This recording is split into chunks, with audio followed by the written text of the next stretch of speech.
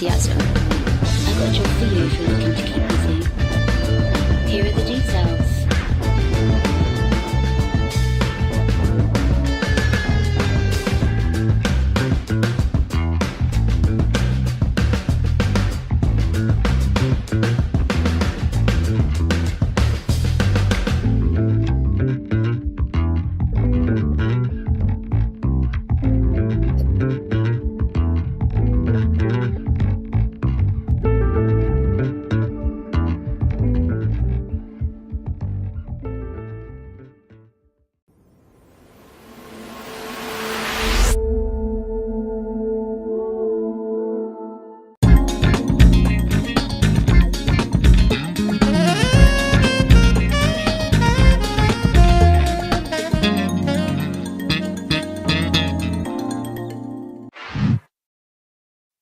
Greetings and welcome to another episode of Soul Talk, where we talk about citizen members of the community. Don't be like this guy and want a Windows update just before the show, okay? My camera would not work for some reason. I got it working, thankfully. How's everybody doing out there? Hope everybody's doing well. How are you doing, Jade? I'm not... I didn't... can you hear me, Jade? Oh, she might be okay. Yeah, okay. Anyway, I hope everything is working. Can everybody hear me okay and quit? I seem to be okay, everything. Anyway, yeah, don't want a Windows update just for the show. Just a piece of advice. Today is November 16th, at least in North and South America. We're live today on Twitch and YouTube. I made sure everything is working. Hope everybody's doing well. And yeah, been an interesting week. Started For All Mankind, that's going okay so far. Still watching Invincible, that's going okay so far. And nothing else happened this week. Nothing. No, I'm kidding. No, a few things did happen, but we'll cover them as we go on. Let me see. That's about it. But I am behind, so I'll just get started and do my thing, and then we can get started with the show. Hey everybody, Glazestone, Jay, DK, Vex, Sisu Creator, Pops, Division Area, Nomads, Zombie Pig. How's everybody doing? And News Host Down, thank you for the subscription for 28 months. And all Lefty, I saw you first. Yeah. Just stop talking. Okay, yeah, I'm accusing that. Yeah, I will stop talking. Let me do my thing, then people can guess what this is. And we can get started. So, try to guess what this is from. Who's a good Pico? Huh? Goose? Yeah, that's right. Who's a good Pico, Goose? You are Pico. Whoa. I'm picking you up now. I'm trusting you not to eat me. That was a close call, huh, Goosey? Those bad guys still in there somewhere? Ow! Yeah, I'm okay. It's just a scratch. That was it. Who can guess where that's from? I'm bringing people down. Yeah. I'm bringing people down. Hello. Hello. How's everybody doing? Mighty fine. How are you? Doing well, thank you. I'm a Kusanagi. Thank you for the subscription. Okay, so I didn't see anyone get it in chat. Can anyone guess where my monologue is from? My name is Mary Catherine Gallagher, and I'm a superstar. So you don't know? I said superstar. No, that's Superstar. No? None of that came from Superstar. What movie came out last week? What? Oh boy. Yeah, Miss It's Marvel's like whatever. the Eternals, something. Oh, the Marvels. Yeah, so what movie is it from? Goose. Goose. Yeah, Goose. Remember Goose? I was thinking Goose From Top Gun. Yeah, that's what I was thinking. And me too. Top Gun. It's I from don't the think first, anybody gets it, fastcart. it's from the first Captain Marvel movie. I was playing Samuel L. Jackson role, Goose. Talking to except my name is Pico. Anyway, yeah. Captain Marvel. I think the first movie was good. I haven't seen the second one, so Yeah. Okay. But yeah, it's only 4 years old, so I guess that's why people didn't get it. It's not a cult Fair classic enough. compared to the other Marvel movies. Well, anyway, Yeah. how's everybody doing? We're joined by Emma Kusanagi, Fix Face. Jade already said you. And Martha-san, thank you for the 18-month subscription. Onidream, how do you pronounce that? Onidream. Oni is fine. Oni is fine. And Pot Yeah. and Rain Cloud, how's everybody doing? Doing?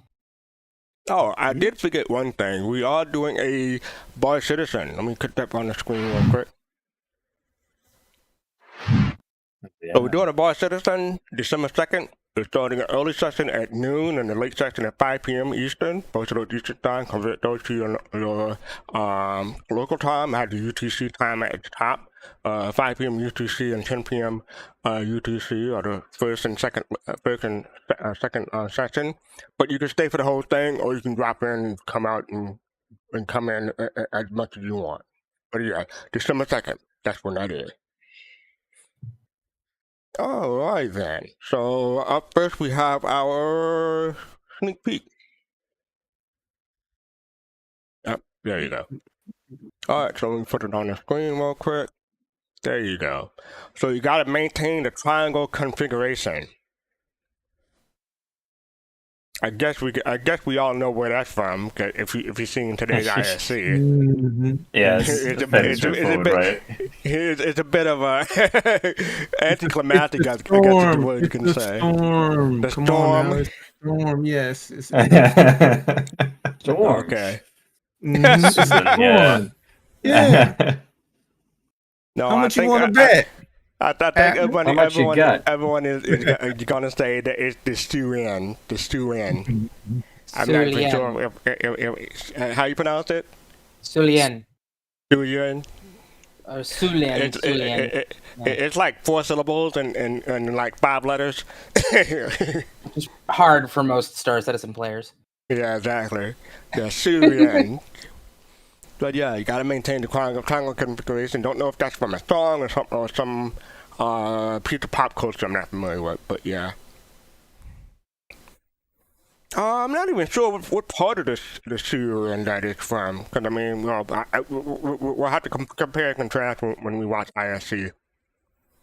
To me, it looks like it's top down. You know, when you enter the ship, to bottom Almost. floor.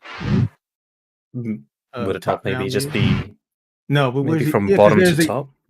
Yeah, top down. Isn't Well, that the elevator? If you're looking at the top, it's going to be clear because that's what the glass Yeah. is. No. Yeah. I mean the top down, looking from down to the floor. Maybe.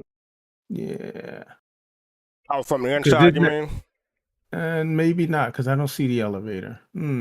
I think these things on the left bottom, right bottom, top, I think those are the main thrusters. So I just can't figure, or It thrusters. m- I'm not sure. It might Oh, yeah, be those are the might be thrusters. underneath. It might be It might be underneath. underneath, or from the back. Underneath it, yeah. It might be in space, but they took out the stars. It might be Yeah. landed. Okay. It might be landed with them configured in the landing position. You're looking straight Mhm. up at it. Yeah, from the underneath. Yeah, from the. So it's under the skirt. Got it. Yes, Yeah. under the skirt, fastcart. Exactly. Anyway, with that bad joke out of the way, I guess I'm heading for my quota. Anonymous gifter, thank you for the subscription, for the gift sub to McGoth. Thank you for that. See, make bad jokes and we get a subscription, so I should do them more often. Anyway, we have the SEO from last week, and yeah, I thought it was pretty interesting. Ask the Dev UI teams. They kind of went on a Q&A or AMA, sorry, Ask Me Anything at the end because they had technical difficulties. But I thought it was a pretty good episode. What do other people think? I didn't watch it. I've actually see I forgot. You forgot? Yeah. Because the only part that I think I remember is when they talked about the shooting people coming out of the halves. Was that on? That was on here, wasn't it? Oh Yeah, yeah. it was. Was it? It was. That, Yeah, I was going to bring that up in a bit, but I thought Oh, people wanted to talk okay. about the UI stuff first before I get to that part. Right, UI, yeah. I think it's a cool thing. I saw bits and pieces of it. Kind of like just had it on while working in the background. But it's to us, it's a big deal for Star Citizen. It's not like it's a big deal when you think about it. It's a map. Other games have it already, but for us in this environment, it's a big deal. That's a But let big me deal for let, us. let me let me say this. Maybe somebody else here knows of one. I mean, we normally get land maps, little, the ones in the corner, and you're able to see, so many kilometers. This one, you can go all the way from your ship all the way out to the verse. Now, I've never seen that anything anywhere near that. Mm. No, a map Uh, like that yeah. has that level of 10, power of 10 zoom Mm-hmm. is Yeah, not. because we covered we covered that presentation last Sunday on Soul Citizen. So yeah, it's fresh in Right. people's minds. So yeah, that level, I agree, that level of zoom and that level of detail. It's like Mm-hmm. I don't know if some people may remember this, but remember People of the Planet, they pulled out from a character's eye on the ground and zoomed all the way out to the planet to demonstrate that it's all seamless and no load screen. Right. That's what it kind of reminded me of that when they pulled out from like a ship or someplace on the ground and then went all the way to the system. Mm-hmm. Now, see, for Star Citizen, this map fits. Like this map would not fit if you're playing like a medieval map, like a medieval No game, way. medieval Yeah. MMO. Mm-hmm. It like so that's why I say it's like it's a big deal for Star Citizen the way they did it because it fits. Well, Ella, it fits. real I'm quick, sorry. Ella, thank you for the follow, and BBG, thank you for the bits. Go ahead. No, I was gonna say it fits the game. A medieval map, hey. Mm-hmm. But this one to me, I was very impressed by because it fits the game. It didn't having it just a map up in the corner and you see some hills and stuff like that. This fits the what is it, 29 whenever the game comes out. It fits that time period to me, the level of detail. And they said we'll even get more, so it fits to me. Yeah, a couple other notes from ISG. They want map folders and pings. I think they mentioned that in the presentation also. But they've been wanting it since 2015, so hopefully we'll get it soon. TM. Jared mentioned that they did 71 episodes of ISG in 2 days. That's what this year's CitizenCon was like. And yeah, I thought that was pretty interesting because I mean he's accurate. I mean they did put a lot of detail into the presentation this year. I mean not anymore any less compared to previous years, but it was dense in my opinion. Well, Any other? how many? What's the other space game that just came out? What is it? Starfield? Yeah. What is the map? Because I haven't played it. What is the map in there compared to this one? It can. And It's not good. okay, thank you. All right. If you go to Pluto, you can go through Pluto. It's not solid. I think we got a hype thing going on. I mean, the game's fun. I put a lot of time into it, but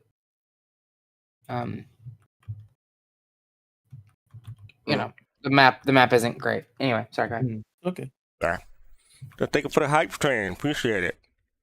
So I've got it. Pop alluded to this. I'm gonna try to queue us up and get to that point. So give me a moment while I queue it up. Here we go. Let's take a listen. Will go from it is up, and then a look back at the Pyro Playground for the folks who didn't get a chance to experience it and why certain things were this way and that way. And then we got like a 17-minute section that's just dedicated to camping and griefing at the spawn habs.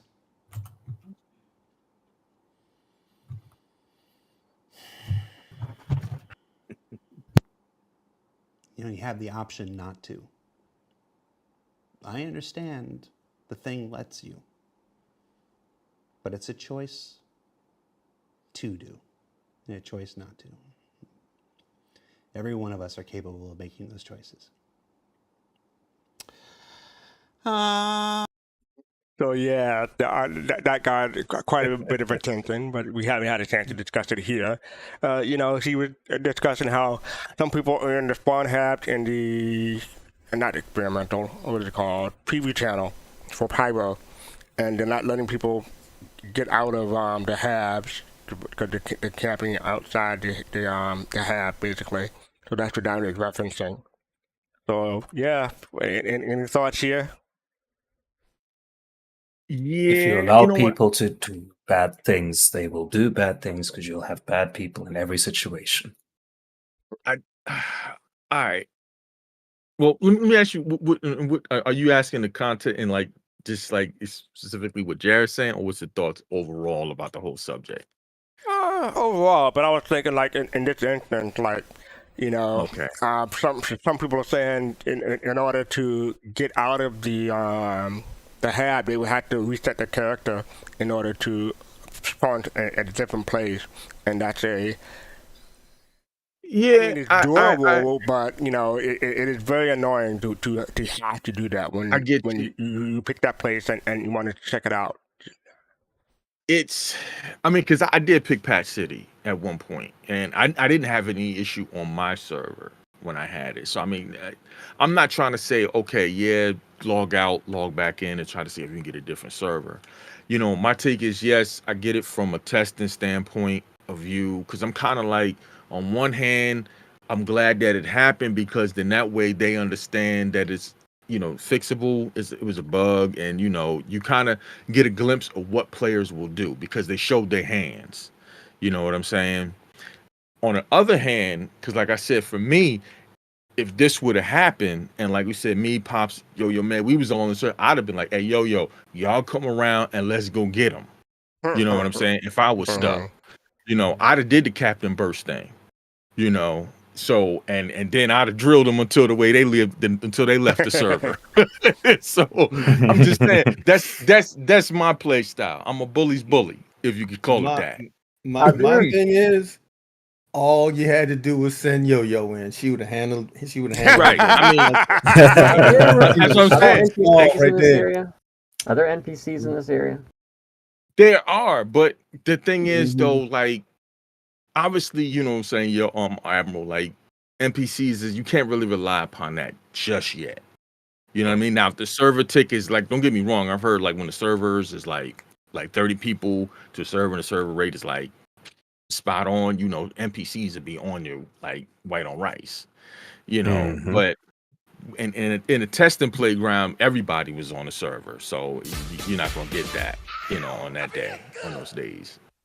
Cladicalism, thank you for the wait 1 second. Cladicalism, thank you for the subscription for 11 months. Appreciate it. Go ahead. And I want to thank Olefty for the subscription he gifted to me. But I just wanted to say that if it was like the Wild West, right, and there'd be NPCs in there with guns, and if someone just went into like a bar and started shooting people just trying to walk down the, from the second floor, people are gonna be like, no, you're dead because you're causing trouble. You know what I'm saying? Like there would be some type of potential. I'm causing a little bit too much trouble for the people in the area. And so I think that's what they're probably going to go towards. So yes, can you do it? Sure. If you start killing a lot of people, you probably get some issues coming your way. Yeah, but that's what reputation, right? So. Yeah. I think it's also given. Sorry, go ahead. Yeah, I'm going to try to move on, but one thing I do want to say is that it's a good thing that they discovered this now rather than later, because they can take care of it or try to fix it, and that's what testing is for. But they went, in my opinion, they went overboard because other people wanted to test that area and see what it's like too. So yeah, this is why we can have nice things sometimes. But on the other hand, go ahead, Ray. Can I jump in real quick? Let Oni, then Rand, and then we can move on. All I want to say is, at least it gave them the opportunity to gain valuable insight, right? Because they learn about new things that they're trying to implement. Pyro was a whole new ball game for them, right? So even though it was a bug, it showed them that things like that can't exist because a lot of people just can't handle the temptation of doing something like that. So it's just, we can't have it. That's my 2 cents. Brian? I'm not going to mince words here. A lot of this and a lot of the response to Jared was a level of immature asshattery from absolute man-children that just disappoints me in every possible way. How goddamn hard is it to just have a little tiny bit of empathy for the other people playing the game? I get you want to be a fucking psychopath. Cool. That's not fun for the other person, and you think it's hilarious, but then they don't get to play the game. And you're like, well, they let me do it. Yeah. And Jared says, maybe just don't this time. And the response that people get to this is some of the most disrespectful, absolutely immature bullshit from a community that is supposedly made up of 40-something-year-old grown-ass men. And I'm kind of fucking sick of it. Pardon my language, but I said I wasn't going to mince words. That's what I have to say about it. Act like fucking adults. God damn. How hard is it? Evidently, it's too hard for some people, but Yeah. hopefully it'll get better. Hopefully it'll get better, but we'll see. I mean, I think it'll get worse before it gets better, especially when the game launches, because, you know, people who will stay long term will figure out how to act. But in short term, we'll see. But anyway, yeah, that is Star Citizen Live. Ask the Devs, UI team, with a little bit of AMA from Jared at the end. So, yeah. After that, we have, oh, yes, this just came out, 3 hours ago? 4 hours ago? Star Citizen Live Alpha 321.1 is live now. So, if you haven't updated or downloaded, go ahead and do so, because this is for the IAE. I want to get down to the known issues in my notes real quick. A couple of them that stood out to me was the PU rental kiosk or ASOP kiosk. After renting a ship and letting the rent time expire, a couple of ships or roads will not be available at the ASOP. Multi-vehicle ASOP retrieval. Vehicle spawns with the wings and engine and landing gear in their in-flight state instead of their landing state when retrieved from an ASOP. PU station location, Seraphim, ASOP Fleet Manager. The ASOP terminal loading screen will not end, so, you know, might want to stay away from Seraphim if possible. PU Stanton New Average MPE, local design. Players will be stuck in the hab bed if they restart the tutorial by quitting to the main menu while dead, blocking flow. So those are some of the things that stood out to me. Will anyone else read this and anything stood out to them in the past notes? Had anyone else besides we had a chance to look at it? Go ahead. No, I did look at it. I just bring up the fact they did changes for the radar system, especially for the ground vehicles, so that you can see things a lot better. I think the ground vehicles could see ground vehicles, and I think they actually just made it a little bit easier to see ground vehicles from the air, because I know it used to be really close. And yeah, and there was something else, but I forget it was. But the vehicle headlights is a huge bonus here, and it's all size dependent. So everything from size 1 to size 6 should be all set up. Appreciate it. Anyone else? A nice change that I noticed that they didn't really mention there is when you send out a ping with your radar, right? It doesn't start from inside of your head anymore. It starts from quite a distance outside of the ship. And it's a very nice quality of life change because it just doesn't flashbang you every time you try to ping an area.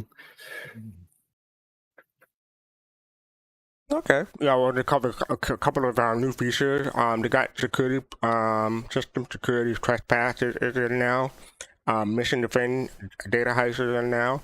And they've added the Well, they added here three new ships: the Argo SRV, the Crusader C1 Spirit, and Tumble Storm. There is a ship that we'll talk about it later that will probably be in the game when IE starts, but we shall see. We'll get to that not in a moment, but in a bit. But we'll cover that.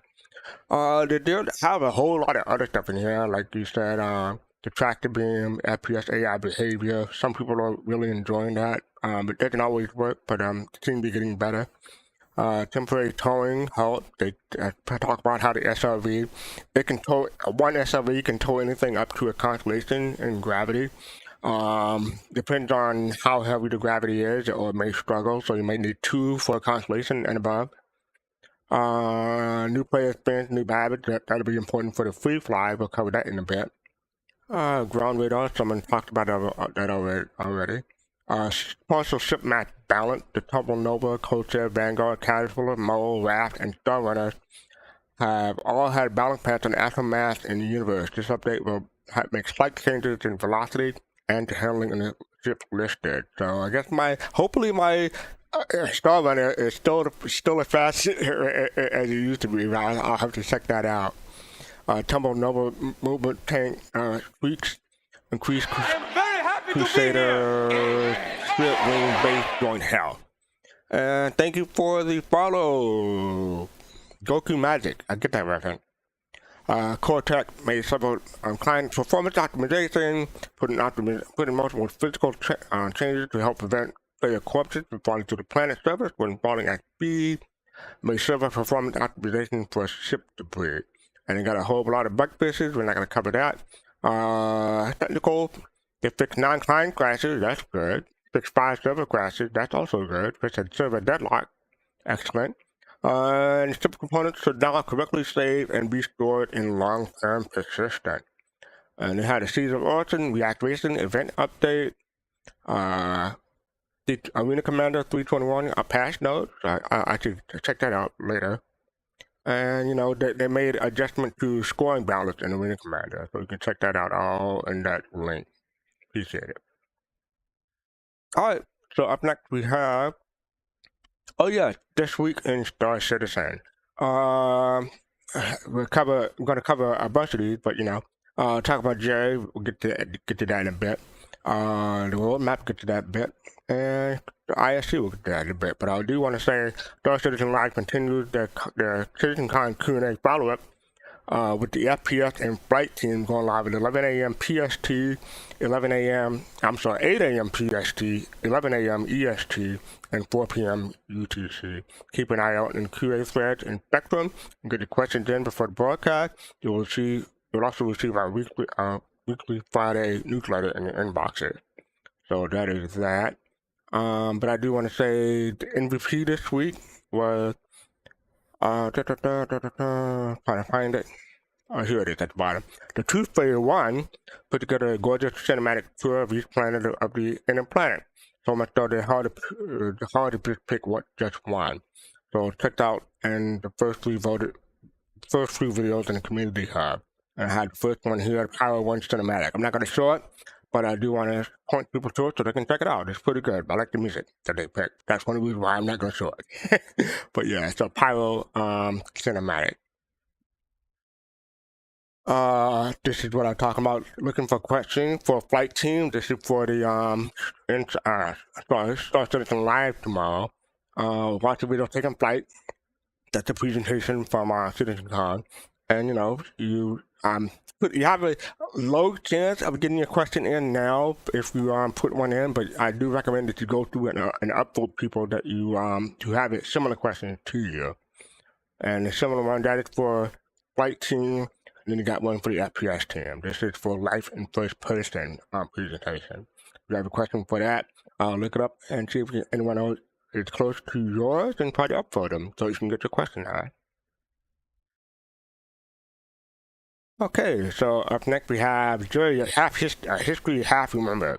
Anyone had a chance to look at this? I know who Jerry is. Well, actually, Jay, can I call on you? Nope. Okay. Anyone else know who Jerry is? Yeah, you can. Yeah, no. Okay, Jerry, you're welcome. Go ahead. Who made first contact? Yes. Okay. Oh, I'm gonna yes, he sit down. was. Yeah. Everybody knows who Jerry is. No, not you'll be surprised, Pop. I mean, there are new people coming in, and you I'm just got kidding. yeah, Just yeah. I know. Every week there's someone first time, but yeah, Well, isn't it pronounced Jerry? Jerry. Okay, don't know about that. I'll take your word for it. No, serious. I'm being for real. That's his real name, Jerry. Okay. Is that in this article? That's in lore. That's real. Oh, that's in lore. Real. Because when they Okay. first made contact with him and he asked him that's his his name, band his name. was Jerry. Right. They Okay. called him Jerry for short. Oh, okay. That makes sense now. Right. It's probably more different. Did he have you at hello? Sure. Did Jerry have you at hello? So yes, that is the history half remembered. Check that out when you get a chance. I'll try to have so much stuff I need to catch up on, but I'll make a note of this and get back to it after the show or sometime. All right. Up next we have. I am behind in my notes too, so let me catch up there real quick. The roadmap roundup. This is from 11:15, so yesterday, 5 p.m. Eastern. Every 2 weeks they do the roadmap roundup. You know, if the joke is bad, it actually annoys it. Maybe I didn't get it. Okay, Go Map. Thank you for that. Zombie Pig got it. Go ahead. But release for you, they have player hair update. Oh wait, let me read the whole thing. Notable changes for November 15, 2023. Release for you. The following card is passed to final review, therefore toggling status to committed. Player hair update. Updating the Star Citizen character, customized with 20 hairstyles from Squadron 42. This includes long hair, tied hair, and update to existing short hairstyle. The following card has been added to release view, targeting Quarter 4 and Alpha 322. A new derelict settlement, a new commander, new map, Red, a new map, Maker's Point, and a new commander, multi-crew, and spawn location. Updating all maps to utilize spawn location for spawn selection. This update also enables a long-awaited introduction to multi-crew and Squadron battle, Power Swarm, Battle Swarm, Team, Tank Battle, and Free Flight. And that is all for this week. Anyone have any thoughts about anything in this? Nope. Okay. Moving on. Really. Moving on. I do want to send a special shout out to Odysseus 1992. They make the visual version of the roadmap roundup, and this is. I prefer this way because it's easier to spot changes and see how much something has changed. So this is from get this from Reddit, but this is 1992. Thank you for doing this and designed by Snakem. There are a couple of Spectrum editions for the roadmap roundup. This is the copy of the first page, but you have a couple of replies from Jack Capella, CIG. So the next ask, will there be a progress tracker update before the end of the year? It's looking a bit anemic. And Jack Capella said, hey Nick, particularly yes, although we're undergoing a bit of a shuffle at the moment due to Squadron 42 moving into polishing and resources moving around. So they don't want to put an update out and then change it to one published later and give us all a whiplash. That's considered of them, in my opinion. I think that's a good idea. The next one is from Jack Capella from Vintage. So for clarification, this is adding new hairstyles only, correct? Or is this the full character customizer that was demoed at CitizenCon? And Jack Capella said, correct. This is just the new hairstyles for this update, not the full character customization. Just the 20 hairstyles that they're voting on from 142 into the P. So yay for that. I think I have one more in this thread. Neville asks, hey Jake, can you please tell us what's up with the application layer split? According to the latest roadmap, it should be including 321.1, but this will go live on Friday at the latest. Jake responded, hello, we've added this card to roadmap 321X cycle, not specifically for 321.1. Keep an eye out for testing in this week's preview channel very soon. So yeah, I don't know if they added that. I didn't see anything about that in particular. Anyone know about that? Nope. Okay. So I have to get back to everyone on that one. Okay, I'm not paying attention to chat. I'm trying to see. I don't think I'm missing anything. All right. So that is the roadmap roundup and the extended edition from Jake Acapella. So appreciate that.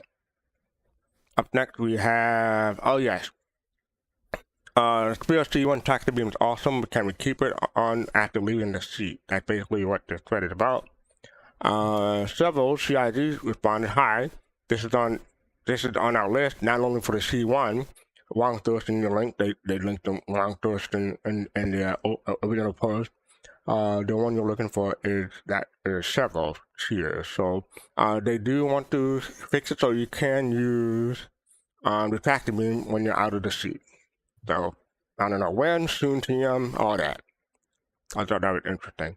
Because some people, do have interest in these tractor beams and how they work. I mean, well, if anyone has any comments or anything like that, just jump in. I'm gonna move forward.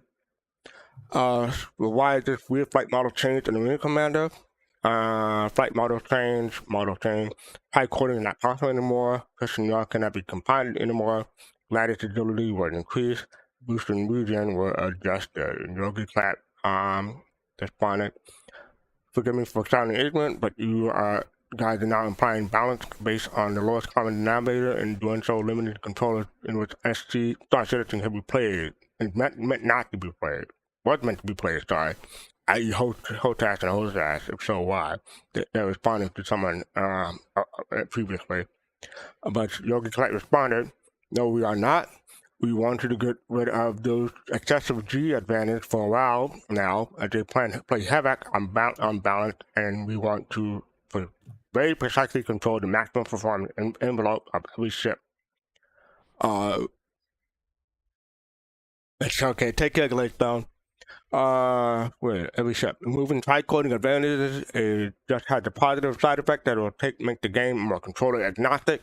Most gamepad I would still regard as inferior, coming into 4 to 5 axes when Star Citizen is a 6 degrees of freedom game.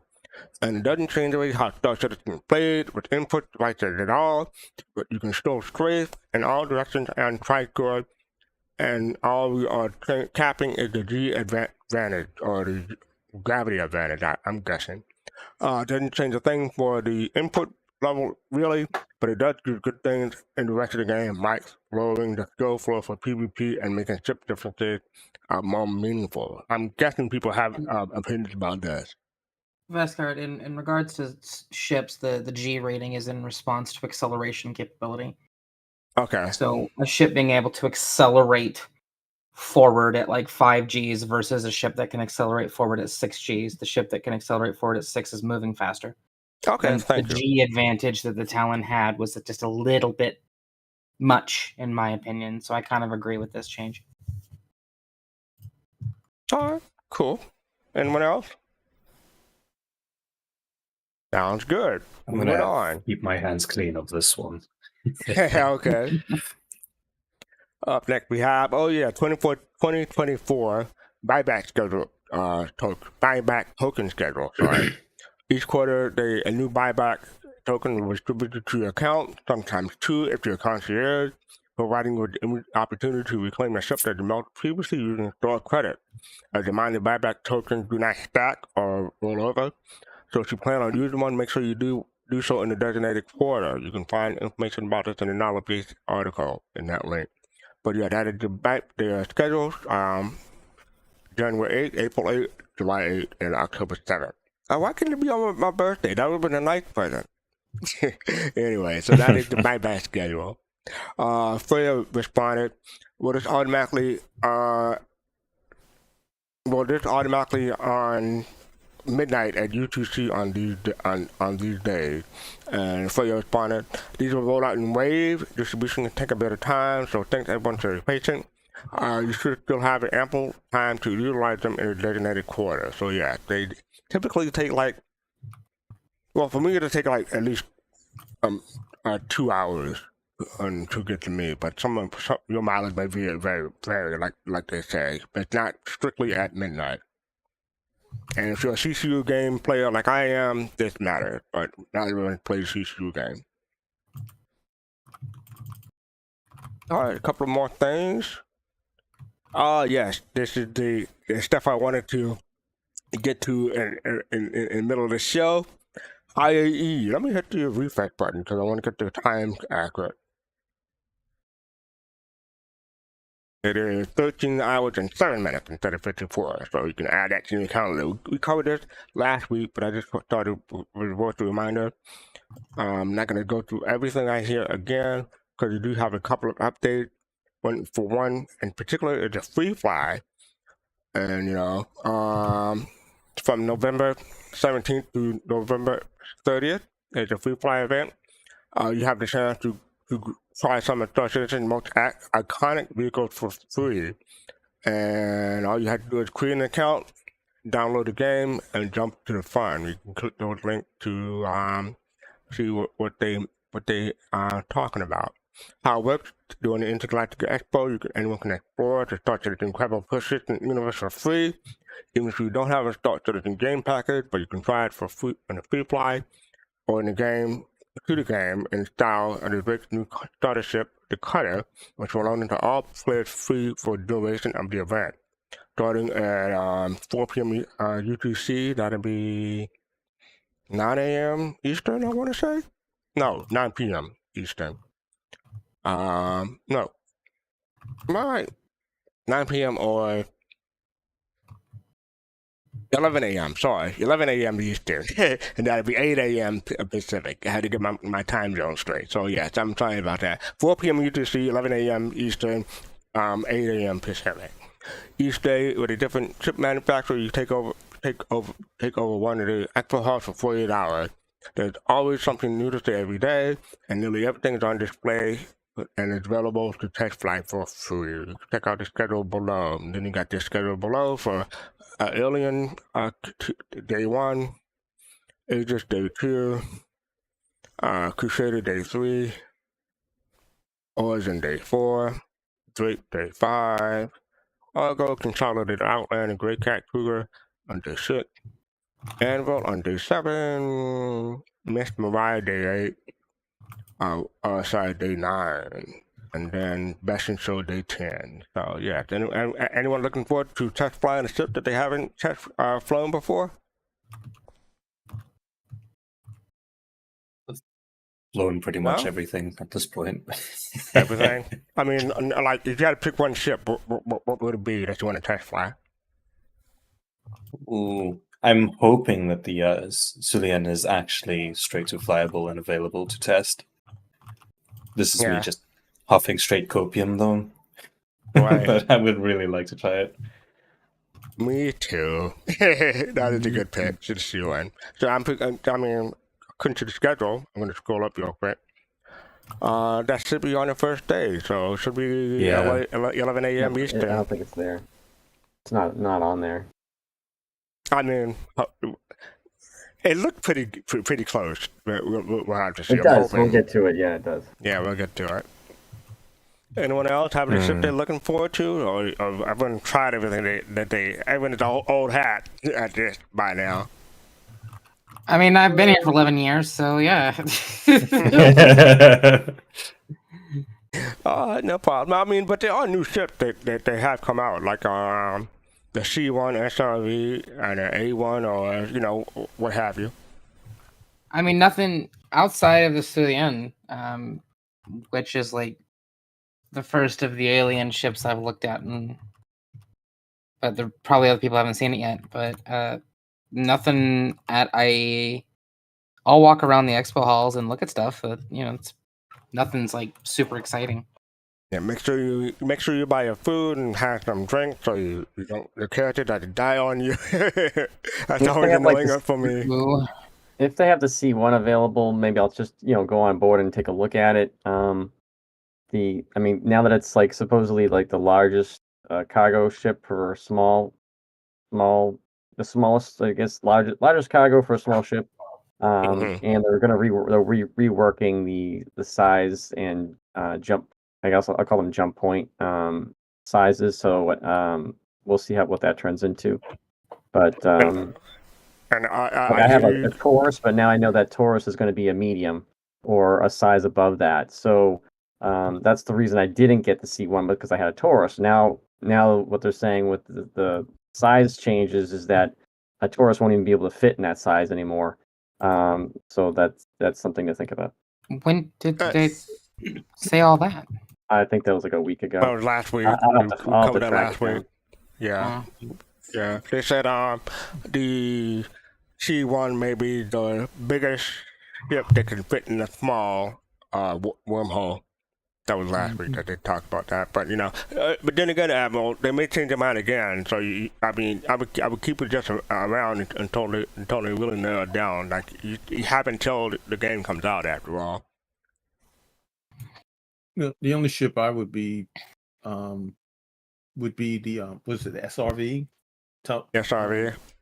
Yeah, It's good fun. just to It is very good fun. try to. Oh, okay. Just try to see what it can tow, and just mess around with it. Yeah, be the repo man. Oh, that's face to face. You want to be the repo man. That's both of us, actually. Oh, that's both of you. Okay. Well, you're the one Yeah. talking about it most. I wasn't sure.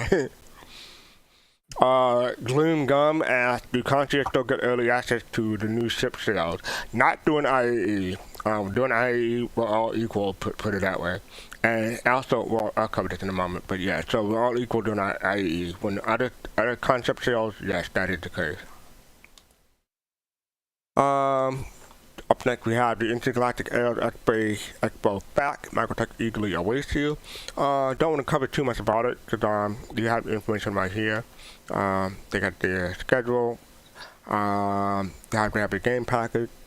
No, you don't, for the duration of the IAE. Then they give you a map to the IAE. How do you rent a ship? They give you information about that. How long can ship be rented? 2 days, I believe. Yeah, 48 hours. Yeah. How many ships can be rented? You can rent every flyable ship and drivable vehicle that are exhibited at IAE. Each ship or vehicle can be rented once. Which ship will be free during IAE? You got the IAE schedule that we covered previously. You have to copy of Star Citizen to visit IAE for the duration of the event. Anyone can have a copy and play Star Citizen for free. All you need to visit the Play Now page and follow the instructions. Can you visit a fan? Of course. Which ship get the best in show paint? That's always important. The Drake Corsair, Drake Vulture, Redeemer, and a 600i Explorer. Will Warbonds be available? Oops, sorry, went too far. Will Warbonds be available? Yeah, check back each day throughout the expo to see what's available. Each Warbond CC deal will run for 24 hours, so not the 2 days, but for 24 hours only. However, this year's finale, November 26th, 1600 UTC to November 30th, 2000 UTC, will include a refresh with new Warbond CC that will feature only at this time for select manufacturers placing in prior daily deals one. Or to be quantity stock limited ship. You got the wave 1 1600 UTC, wave 2 at midnight UTC, and wave 3 at 8 a.m. UTC. Convert that to your local time zone. Day 2, you have the Idris P, and Idris Javelin. Day 4, you have the Origin 890 Jump. Day 5, you have the Drake Kraken and the Kraken Pirates here. Abyssinian, thank you for 16 months of subscription. Appreciate it. Thank you, Abyssinian. Day 6, you have the Consolidated Outland Pioneer. I think that's going to be a really popular choice this year. Good luck at everyone trying to get those. Okay, and November day 8, you have the Miss Hall E. I don't think that's that popular, but I'll see it. I don't recall the Hall E ever being in Raid before. I thought they were just straight out available. Well, yeah. And then day 9, you have the Constellation Phoenix. That's always the same. Yeah, it's always on 3-wave. Most of the time, they take time to sell out, but they do sell out eventually, but mostly for this year.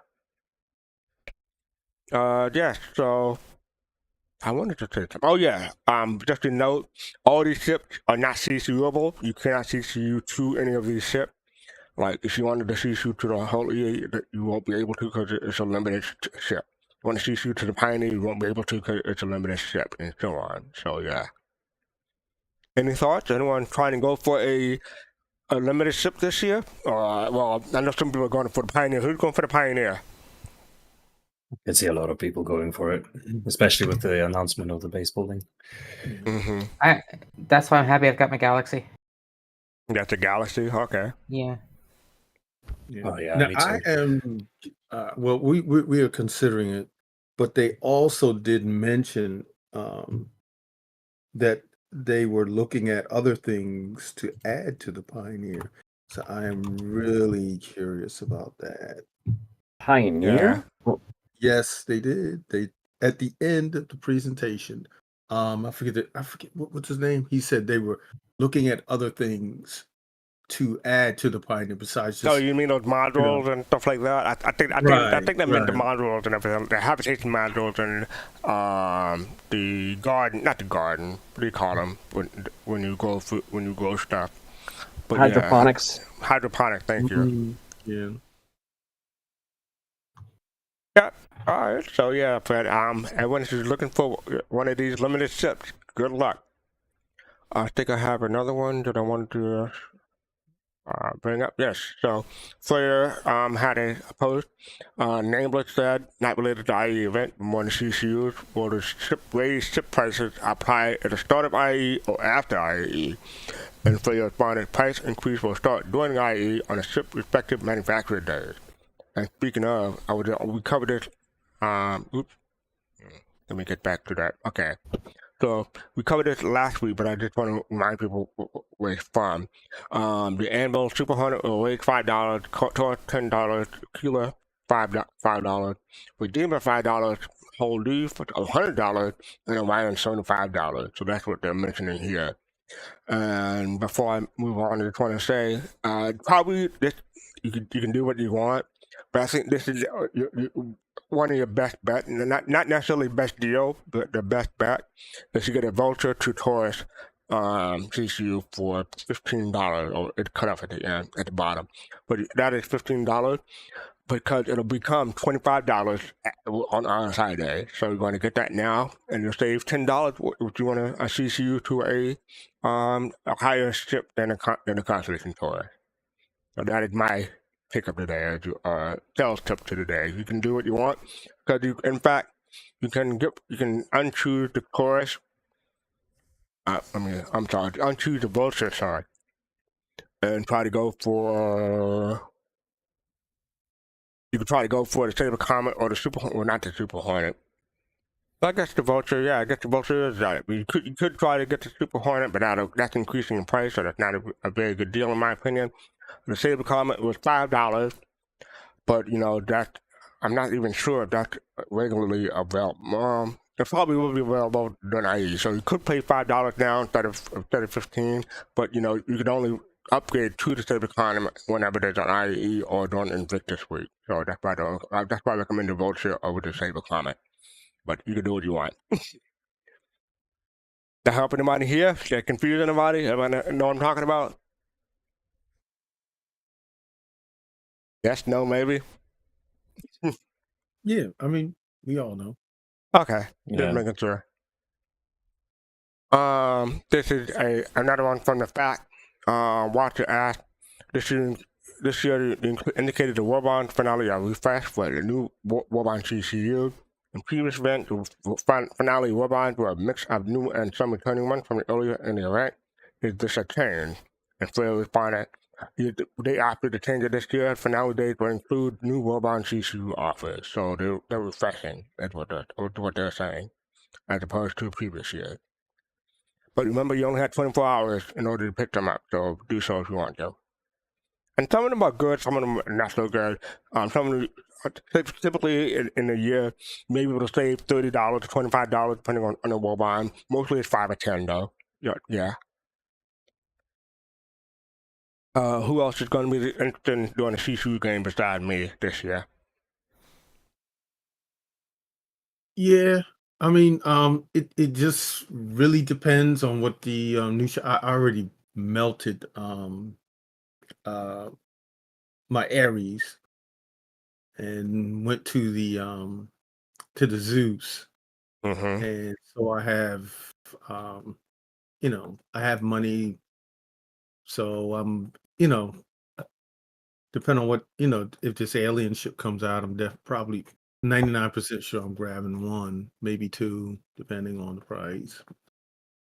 And I should probably explain what the CCU game is. When you buy a ship in Star Citizen, you have the option of upgrading the ship using a CCU or cross chassis upgrade. That's what the CCU stands for. Typically, it's dollar per dollar when you want to upgrade for a ship. Like if a ship is $5 more than the ship that you have, you just pay $5 for the CCU.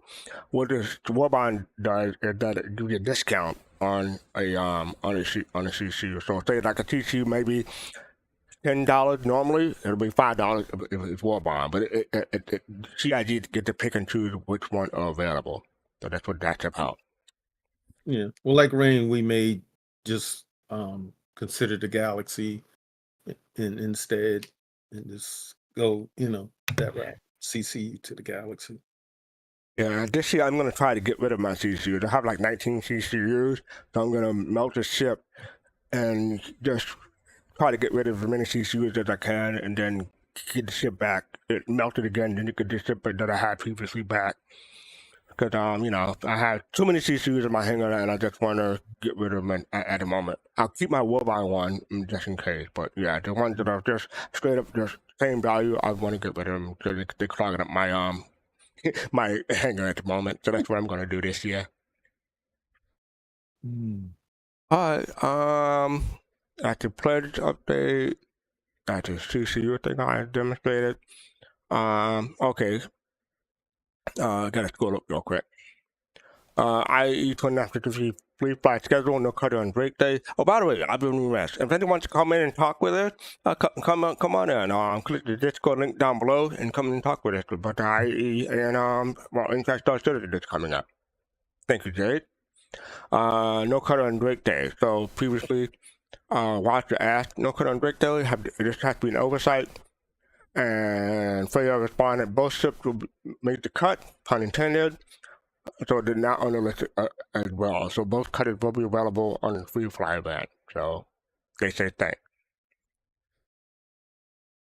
Alright, so up next we have Inside Star Citizen. I'm not gonna lie, I watched like the first 10 minutes like 3-4 times. This will be my 5th time. But we will be taking breaks in between these ships. So the first one will be 10 minutes. So let's get it started. And I scouted a lot in his old sketches. My bad. The first time I saw the concept of the Sulan, I immediately went over to Ben Curtis and asked him if I could make it. By yourself? By myself.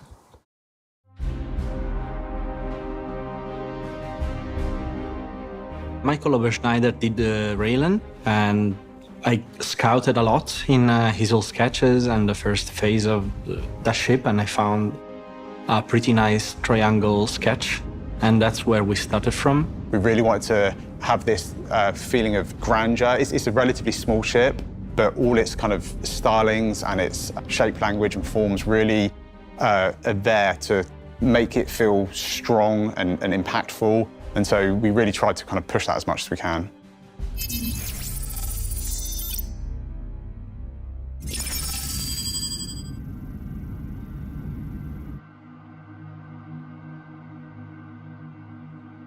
The Gatac Sulan is Gatac's introduction to the civilian space market with a essentially starter ship from an alien race. It's kind of really defining what that manufacturer is for us. It has everything any player needs to take their first steps in the universe. It can carry cargo. It's got onboard living quarters and a good selection of weaponry for a starter to not die immediately when you get out into hostile space. When the player first sees the Sulen, we really wanted it to feel kind of just superimposing. It's got this amazing stance where it's kind of towering above you. The Sulen is almost this monolithic structure that will appear in your hangar, unlike anything you'll have seen before. It's very dominating, almost Sith-like, dare I say it. With its vertical design, it looks completely different to any other starter ship that we've brought out before. You'll notice it's a very polished ship, very deliberate with all of its forms and shapes, but then when it comes to its mechanical structure, it's not like our manufacturers like Origin, where it's very high-end but exposed almost, more like Drake. So you'll see all the mechanisms, all the inner workings.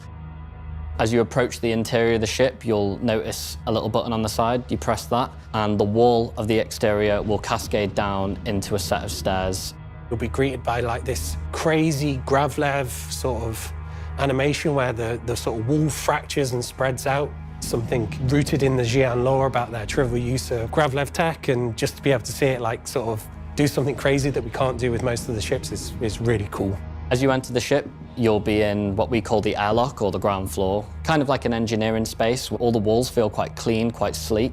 You'll get quite an unusual sense of the place because of the rock materials that you've got going on that feel very alien when you walk onto a spaceship. All of the walls, the panels, fly out, separate, and reveal these crazy big component bays, an armor locker, and also a really cool weapon rack that pops out the wall using that cool grav tech we spoke about.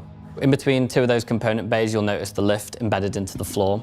It's got a really cool glass floor to it, and you'll notice a nice hover plate of Xi'an text, which we've kindly translated into English for you. We wanted it to feel like it could be inhabited by both Xi'an and human. That was kind of like a design ethos we had. So you'll go on the elevator, which features both. So once you use the lift to enter the habitation deck, you'll notice a really nice small space, quite simplistic, but that's kind of like how the Xi'an like it. The Xi'an are very close to nature. We wanted to create this sort of like cave feeling in a couple of places. That was in the bed, and that's a really nice little area for you to lie down at the end of a journey. Kind of like a hab almost, like the way it kind of is embedded into the wall. Still comfortable though, I can assure you. It's a lot warmer, a lot more inviting, yet through its materials it still feels like a bit alien. On your left, you've got a bathroom. You're talking to Lloyd about the bathroom, right? The bathroom is, you could say complicated, I would say amazing in terms of design. It's definitely over-engineered. The first thing you will notice is this silver sink almost on the left-hand side. Which will serve two purposes if you know a little bit about Xi'an lore. So Xi'an poop a little bit differently to humans, so they use that, we use our toilet. The whole door breaks into a load of pieces. The toilet roll holder sort of assembles itself. With the most elaborate animation I think that's ever been put into a video game for toilets. And again, it was just sort of a show of what's trivial to them is like elegance and high-class design to us. It was just a nice little feature. We wanted to incorporate that sort of how they would live if they were on the ship and how humans would live on the ship. As you go up into the cockpit, you then have a full open space. What I like to call the cathedral. The light cascades down and you see the seat presented to you almost like an altar. You enter the seat and you float up on your back, almost like you're about to launch into space on a rocket. And this massive mechanism of plates assemble behind you using grav tech to hold your seat in place. Really makes you feel like a badass just before you take off. One of the best experiences in the ship is when you sit in that pilot seat and it kind of transforms and the ship moves around you to kind of put you up into a position within the canopy. With most of our ships, you sit horizontal to the gravity plane, whereas with this, you're sat on your back, kind of facing straight up to the stars. The world is a completely different angle, and it gives a completely different feel to the ship. For the art team, the vertical takeoff was great. It was one of the things that we were like super keen on getting in from the very start. It may have caused a few headaches for some of the other departments that we work with. There was quite a few people that kind of doubted whether or not it was going to function. But visually, it gives such a nice kind of silhouette to the ship. I like the fact that we were applying a very traditional technology in space exploration to something so advanced. Flying it is one of those things, the first time you take off in it, your brain has to do a bit of recalibration compared to every other ship in the game. If you look at the stars, you will see them going from up to down and not from left to right. Fundamentally, you still fly in the direction you're pointing. It's just that you land and take off essentially 90 degrees to what you are adjusted to. If you throttle forwards, you go up, but that's the direction the ship is pointed. Obviously, Xi'an used Gravtech quite a lot, and we wanted to make sure we leveraged that as much as possible. However, for things such as wings and thrusters, I think it's really important that we keep that to a minimum. If something's heavy, like, we can't rely on gravity to keep it on. It has probably the most amount of maneuvering thrusters, I think, of a ship of this size, 24. That is simply to make it one of the most agile starter ships in the game and to cover the required maneuvering angles on a ship when it transforms. So once you've taken off and you retract the landing gear, the ship transforms slightly into a more expanded state. The three main thrusters change angle, the wings change angle, and then this requires the maneuvering thrusters to sort of compensate for that. So the amount of thrusters the ship has allows it to be pretty agile regardless of state, regardless of atmosphere or space. Oh, I prefer the vertical takeoff compared to the normal. It's just a completely different feel and you can land in tighter spaces. My favourite part of the ship is definitely the way it transforms out of landing mode into deployed. All of the wings fold back, so the landing gear is actually built into the edges of each of the wings. At night, it's even cooler. All of the headlights move around because they're all animated on part of the wing, and so does the light pop out of the end of the landing gear, which lights up those big pieces. Landing it requires a little bit of adjustment compared to traditional flight in Star Citizen. You deploy your landing gear as you would, the ship transforms, the landing gear comes down. But instead of landing on your belly, you essentially land on your behind. It kind of gives the nod back to some of our classic kind of modern day space shuttles, but it kind of gives a real unique experience on takeoff and landing. It takes a little bit of getting used to, but the payoff is just the way the ship flies and the silhouette of it and just the unique feeling, making it feel really alien compared to our other ships.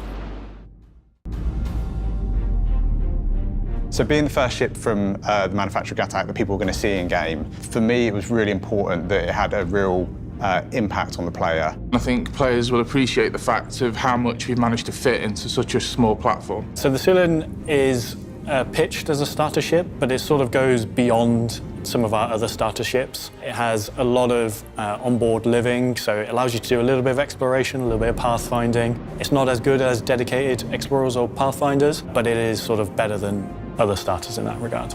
The big unique factor of the Cylon is simply the visual style, being an alien ship. I think we've not had very many opportunities to really show off what we can do with our alien races yet, and so this for us was a real opportunity to really distinguish that ship from our more human manufacturers. The overall feel of the ship is far, far different to any other that came before it.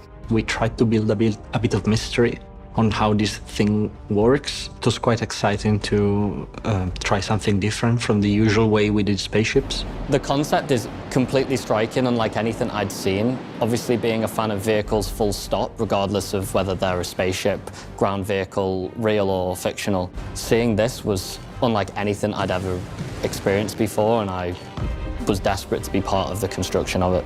Compared to our other starter ships, this is something entirely different, both flight and visual, and that sort of sets it apart from the others. If you just don't want to be run-of-the-mill Star Citizen player, then the Cylon is for you.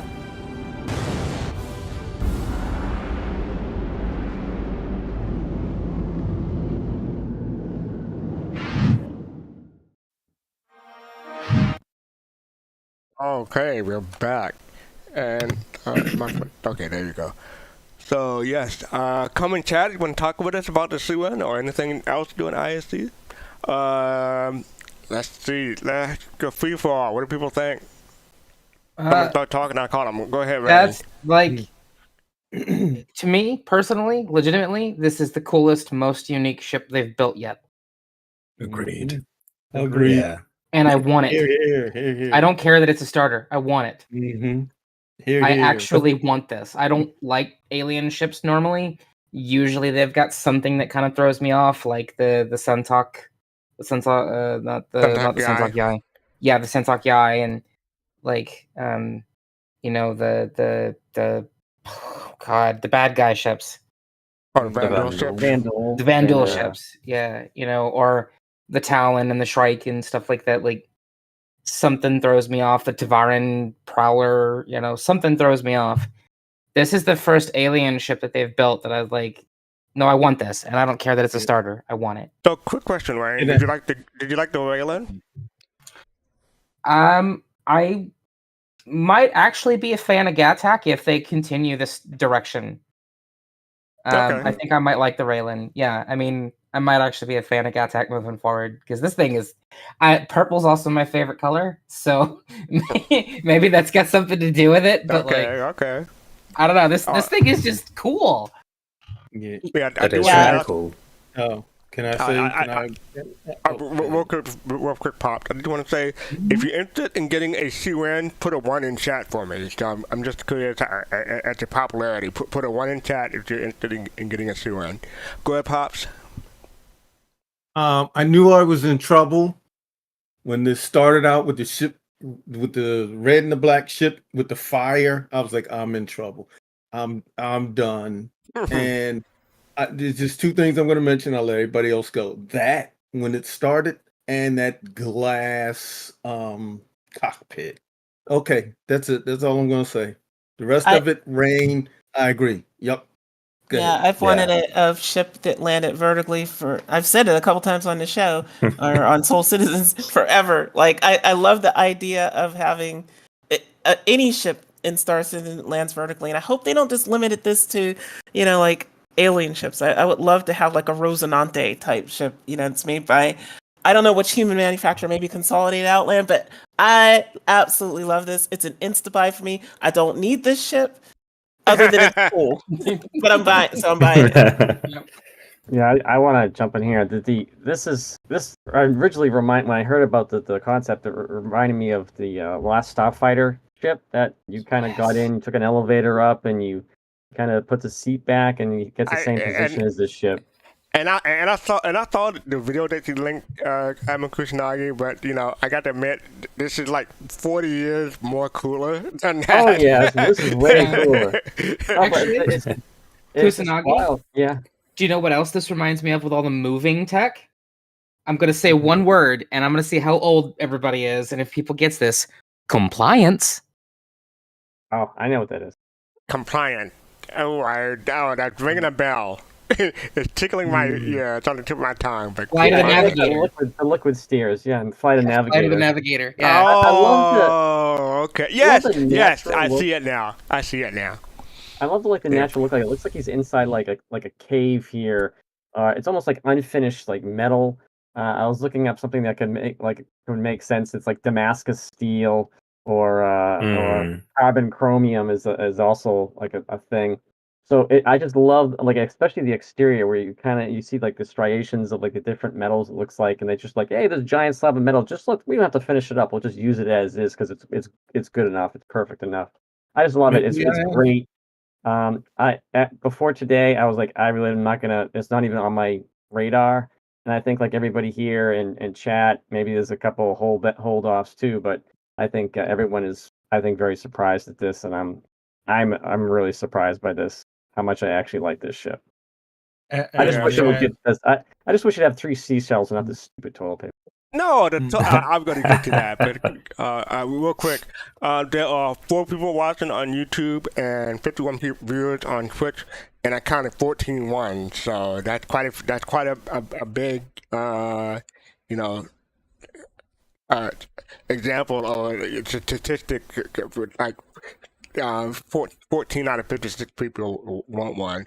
We got a couple of maybes in chat too, so we'll have to see. But go ahead, Pops. No, I just wanted to ask Admiral the question: does he still think that the missiles come out of the ports that you were talking about early? And that toilet tissue is just OP the way it comes out the wall. Go ahead, Admiral. I mean, I still think if it's supposed to come with 4, it's supposed to come with 12 missiles, and if you look at the front of the ship, on each major wing or facing wing, I guess I'll say, there's 4 little holes in the front. If it finally gets to it here, you'll notice on each one of these big slabs, it's like 4 holes. It's supposed to come with 4 for 12 missiles, and there's 4 times 3 is 12. So I kind of think it's You still probably think where they come from. that's where they're coming out of? That is the Now, coolest. I'll Yeah. say my piece real quick because everything about the ship, as everybody said, is a cool sugar ship. Agree. Only thing is, I wish it had an alien weapon instead of the Yes. repeaters. Yes. I We were agree. talking Oh, about like this. It needs like to the be Defender. bespoke. Absolutely. Like it just had like Mm. a laser beam, like how you see like the laser beams in this sci-fi where they converge like 3 points and then it makes it Yeah, into one. yeah. And then it'd be, Oh, that would be Just cool. oh my and goodness. That would be Yeah, too OP beam weapons. probably. Yeah, Beam weapons would be not cool. necessarily. I Mm. mean, when you think about it, it would be maybe. I mean, if you think about the Argo Moles lasers, right? Mm-hmm. Like whatever lasers you put on there, depends upon, what grade. I mean, well, you got to think about it though, right? The Idris has a laser, don't they? Yes, it does. K-Pack. So there you go. I mean, they can do it. It's just, you would just obviously have to lower the, damage on it to I first saw consider this. the size. I saw this and I'm like, that's a Vorlon ship. Yeah, I Like, can see I'm like, that. that's a Vorlon ship right Yeah, there. If you it does and have if it had Babylon the 5 beam vibes weapon- still on it. Yes. Yeah, I mean, I just technically, think it's a it's combination gorgeous. of a whole bunch of things, like Flight of the Navigator, Babylon 5, the other one, the Last Starfighter. Yeah, a whole bunch of One thing that I inspiration. want to point out is the number of devs saying, "I was desperate to work on this. I begged to work on this. I Yeah, wanted how many to are there? build They're like this 7? ship." Yeah, One guy, yeah. yeah. One guy Like, did it. And if you notice, they all spoke of it in the past tense. Mm-hmm. Yeah. Yeah. It flies like this. We're probably going to see it tomorrow, pops, in like a few hours. So hopefully, it's flight ready. But we'll see. Oh, 3 hours. I thought it starts at 12. That. I thought it starts at Yeah. 12, doesn't it? 11. My bad. 11. Yeah. 11. You said 3 Yeah. hours. I'm like, 11 wait a a.m. minute. My bad. Oh, But okay. yes, around run plus or minus a couple hours. But yeah, so I'm gonna get my thoughts, and then I have a question for everyone. So I made a joke at the beginning of this show. You do not want to look up the skirt or kilt of this ship because you never know when it'll take off. So I'm just going to put that out there. I may upgrade my 315p depending on how much cargo it has. I'm still. I am interested, but I'm going to see. I want to see the specifications on the ship before I make my my choice real or not. The living quarters, I love it. The weapon locker, the way it came out was awesome. The way the toilet paper and everything come out. I never seen a ship make toilet paper look expensive before. That's right. I like how just this. use the bathroom. Just stay You in would there. pops with the toilet paper. Mm-hmm. Yeah, I like how the one developer said the pilot seat is like a cathedral. I thought it was so cool. I do have The main thing. Sorry, the main bioluminescence, right? And that's so beautiful. I think the Yeah, we just lost the stream. stream's back. Okay.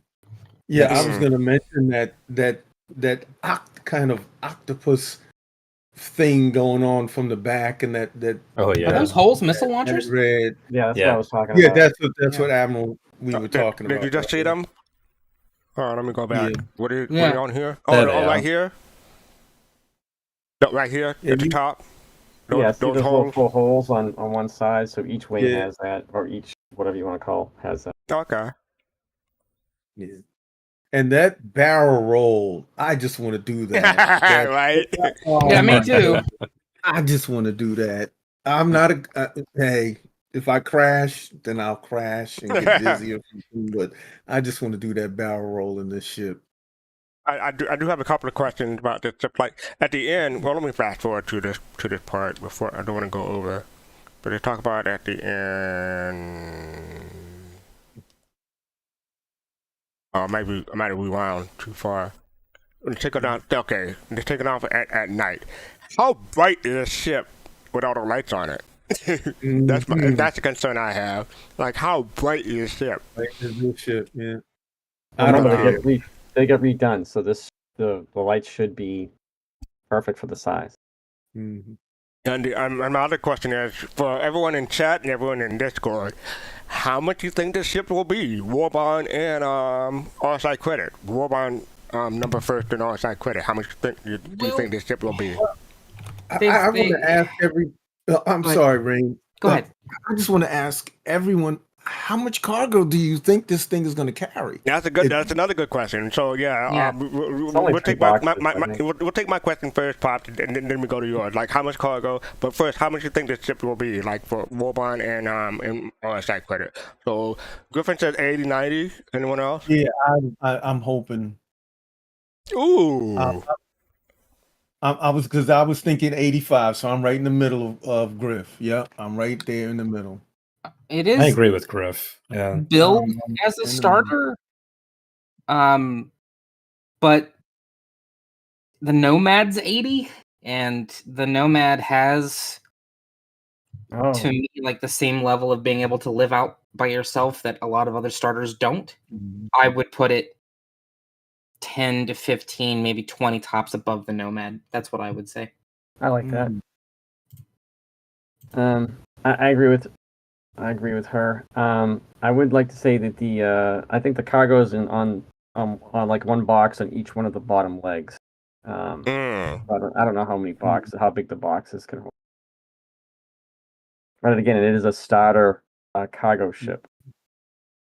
Well, is it like really? Do we really want to call it a starter multi-role with guns, missiles, a little bit of cargo, living space for exploration, kind of like Alien starter multi-role, not really dedicated cargo, right?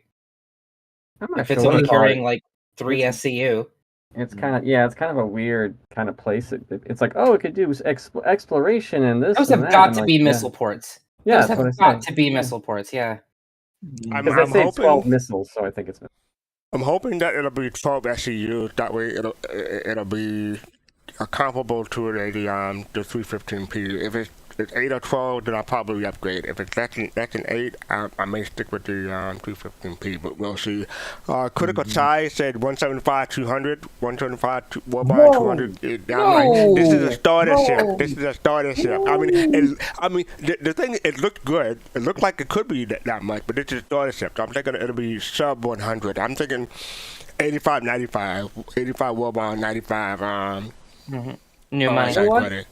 You know what? If this is armored because of the material, it looks like on those big giant facing wings, with the torpedo, well, the missile tubes, anyways. I could see that going up. Because that would mean, I mean, if it's a quote unquote survivable alien ship that does multi-role like you think, then I could see if it is armored more than any other starter ship, then that would make sense to be more expensive. May I ask, how much was the Fury? The Fury? I can look it up. Anybody? Okay. That is like a glass ornament What was with it? guns. Like 60? Was it around 60? I want to say 50 or 55 for the Fury MX. It was 55 standalone, 50 Warbond. Okay. It does way more. Just has so much more functionality. And plus, you got to remember the alien tax. Now, I'm just wondering how much. I mean, this because this, like you mentioned earlier, how much this is going to. I guess step on is probably the wrong term, but it kind of because this ship with the fire capability, I'm kind of looking at it also as it may, with all the missiles and the guns on this, it may kind of step on the Fury a little bit and its maneuverability. Yeah, the Fury doesn't have quantum drive though. Yeah. Because they said that it's a starter ship, it had exploration and racing possibilities. So yeah. And plus it has all the thrusters, so yeah, it's very maneuverable. So we'll have to see. But you have to remember that the Fury does not have quantum drive, right? Right. And, yeah, that's true. Right? Yeah, this one probably has a quantum drive, so it should be fine. Checks a lot of boxes for anybody, I think. All right. All right, so I think I'm going to continue on because we're running behind. I did expect that to take quite a bit of conversation, but yeah, it's a fun little step. Looking forward to getting more information about it. Trying to get to the right part. Here we go. All right, so I'm going to unmute and continue.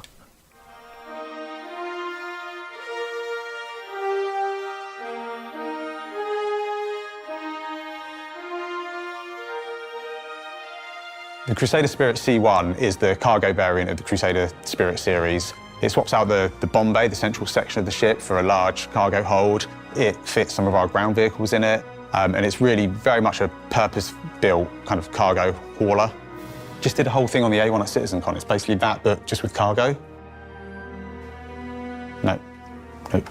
Nope. Nope.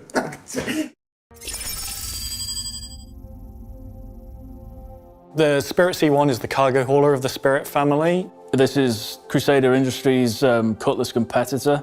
Its closest competitors are the Cutlass Black and the Freelancer. They're all roughly about the same size, the same cargo capacity. Compared to our other cargo ships in the game, this sits in sort of the lower half of straight cargo capacity. Certainly compared to some of the other Crusader ships like the Starlifters that carry a huge amount of cargo, this is on the lower end. You can put 32 SU cargo crates in there, or you can put vehicles in there. It's not a dedicated vehicle hauler, but there are a lot of vehicles Cyclone-sized and below that will fit inside it. It utilises that central room to essentially be stripped out and filled full of cargo, and it can carry them internally, which affords that cargo some protection. So compared to, say, a Hull A, which has the same cargo capacity, you are trading off the quick access of being able to put it on the outside of the Hull A for the security of having it on the inside of the Spirit. For the styling of the Spirit, we try to keep that Crusader DNA in there, so it's all very like sleek, continuous paneling with like little pockets of like high-tech greeble in there. It's a lot like the Starlifter in visual style. I'll try to take all the good elements and fun elements of that, compact it down into a not a small area, but a smaller area. So I stripped down the bomber variant of the Spirit, stretched out the floor detailing from the rear, especially the tracks, to make it suitable for vehicles to get in there. Made some big areas on the side so you can fit the really huge SCU containers on there. The walls, they've got a very specific shape, and that is so that those big containers can fit in there without hitting the edges. We're trying to keep that Crusader style in there as well. It's got some fun lighting in there to show off all the bits and gubbins. It's all very nicely sandwiched. You say nicely sandwiched? Nicely sandwiched. So you've got like the bread, which is like the nice paneling, and then you've got like the filling, which is like all the nice black greeble. Greeble sandwich. Being a Crusader ship, the Spirit C1 is an elegant cargo hauler. It looks fast, it is fast. It's well armoured, well armed for fast transport of that valuable cargo. So on the exterior, the main difference on the C1 versus the other variants is we've cleaned up the top of the ship. You'll notice that the roof kind of switches out. So the C1 has more of like a sleek, like simplified roof. It's a little bit more aerodynamic. So to help you load cargo in and out of the ship, especially those larger cargo crate sizes, there is a tractor beam turret on the rear of the ship that can transform from being on top of the ship to help you grab cargo to around the underside of it to help you actually physically load it into the ship and arrange it onto the cargo grids within. When we think about variants, I think it's personally important that we're not just talking about kind of a loadout change and a tint palette change. For me, I think the more we can do with both the interior and the exterior to really sell the idea that this is a separate ship is kind of super important. With the Spirit, we've made some changes to the exterior and interior, as well as the normal loadout changes. And that, for me, just adds a little bit more value to what we class as a variant ship. It's not a case that we can always afford to do that for all of our ships, but where we can, that's the way we like to go. So you've got the Cutlass Black for the Drake owners who like doing Drake things. You've got the Freelancer for the working class of the universe. And then if you want style and speed, then the Spirit C1's there. And you'll look a lot cooler doing it too.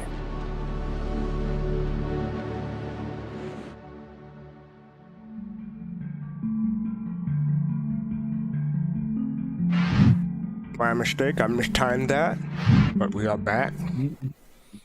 So we're coming back to the C1. So yeah, anyone want to go first? I'm flying mine right now. Oh, okay. Only do him? Yeah, go ahead. Oh, I think it's a fantastic ship. Stylish, sleek, nice and fast. Well, fast enough for what it needs to do. How fast is it? Tractor beams. Let me check. I am going. Oh, I'm flying in 0G right now. I haven't checked it in proper atmosphere yet. Okay, but well, just an example. What is it now at the top speed? Oh. I'm flying on yellow and I'm hitting about 560 meters a second. Okay. Just decent. All right, Pop, you wanted to say something? Oh, one of the things I did not know that the tractor beam would manipulate and turn like that. I didn't know you could load a ship from. I just assumed that you'd be able to grab it, pull it close. Someone would be on the inside and take it from there. I had no idea they were gonna have that tractor beam have the ability to turn like that. But to me, the best view of this ship is from the rear. I like that rear with the lights on it, the red and the blue. What are you doing, Pop? You like the rear? Really? You trying to trigger me here? Oh, here we go. Wow. Lord have mercy. Am I the only one that gets SR1, SR2 Normandy vibes off this thing? Oh, no, yeah. you're not the only one. Yeah, matchback, yeah, definitely. It's probably one of the main reasons I actually ended up buying the ship right there. I haven't yet, much to the chagrin of Jade, I imagine, I have not yet gotten rid of my Freelancer. I love my Freelancer, even though it's kind of trash. The base Freelancer? Yeah, I've got my base Freelancer was the first like big purchase for me outside of my Kickstarter pledge. We all make mistakes. Yeah, thanks, Jade. Anyway, but I am fighting the urge to replace my Freelancer with the C1. Yeah. So the problem with the Freelancer is that rear turret, because that really prevents a lot of stuff from happening. So they need to get rid of that, make it a remote turret, and it'd be a lot better. I agree. Thank you, Super Stone. But I do want to ask you, if you're interested in the C1 or you have a C1, put one in chat, please. So I'm just curious how many people are interested in the C1. I am not this time because I don't have a ship in that Cutlass Freelancer grain. So yeah, my next step would probably be in that close to it would be the CL, the Farm Zeus. But so we got 4 people and Go Map on there. Oh, okay. Nomad go 5. Okay. 0. Thank you, Sebastian. I appreciate that. So yeah, okay, it's not too bad. So yeah, a couple of things that I'm going to try to move through because we do have a Machinima to get through. But the agreeable sandwich. I think Sergeant Grom will like that reference. I think that's going to catch on. What do What the people hell think? is agreeable sandwich? Yeah, you just described it. You got the nice layer or the panels on top, and a whole bunch of agreeable, a lot of agreeables in between. Agreeable sandwich. You just describe it. Okay. And my friend's nickname was Gubbin, but what is a gubbin? I have no idea. It's a British thing, I think. It's got to be a British Okay. thing. Yeah, because Yeah, that it was is. his nickname. I'm going to unmute it for it because that's what he's talking about here. Hold on. Well, in there as well. It's got some fun lighting in there to show off all the bits and gubbins. It's all very nicely sandwiched. You say nicely sandwiched? Nicely sandwiched. So you've got like the bread, which is like the nice paneling, and then you've got like the filling, which is like all the nice black greeble. Greeble sandwich. Agreeable. So there you go, sandwich. This is what happens when you get direct communication from devs, not Yes. from devs. and Gobbin too. So I don't even know if I'm swearing or not when I say that. But yeah. So I think Sergeant Grim will like, because Sergeant Grim said agreeable a lot too, especially when talking about the models and stuff like that for this ship. So I think he'll like that. Alright, so let's move on to the last part. I'm at 1501, so let me just go up there to 1501. And then I'm going to unmute and play.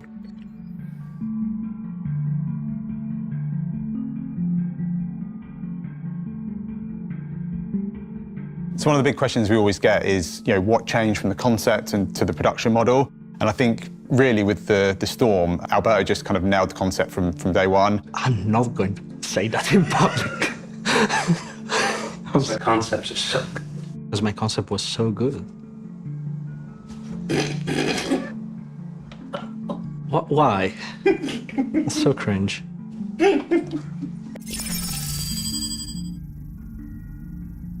The Storm is a light tank from Tumbril that values speed and agility over raw armor and firepower. Tumbril Storm is a light scout tank, a single-seater. It's the Nova's smaller sibling. It's fast, it's light, it's still heavily gunned. It's very agile, good for recon. You can cut through canyons like a motorcycle, or you can go off jumps, and there's plenty of clearance for the player to be able to really let it rip and enjoy the terrain. Visually with the Storm, we really tried to kind of push the futuristic feel of Tumbril as a manufacturer. I think the overall design feels very much like the Batmobile from the Christopher Nolan universe, and I love that look about it. I think with the Nova, we played it fairly safe with the kind of the art style and the overall forms, whereas with the Storm, we really wanted to do something a little bit new, show that Tumbril could not only deliver kind of advanced weaponry, but visually they could kind of advance what they're known for. The big kind of selling point of the Tumbril visually, for me, has got to be the tracks and the track covers and those whole pods. They really kind of help to add a feeling of dynamic movement into the vehicle. So compared to the Nova, the Storm has quite an interesting enter-exit mechanic. So the whole front of the tank opens up in some sort of mouth-like contraption. The whole front of the tank opens up and the seat kind of comes down and it kind of swallows you in. The player sits on the seat that is presented to them and then is cocooned back within the ship. When you kind of get sucked into this seat and the doors all close around you, it's just quite a unique experience. It's kind of like you're wearing it. You could say it's kind of like you're wearing it. Yeah. It's kind of got that feeling of a mech, but just the head. If you want to wear a tank, the Storm's for you.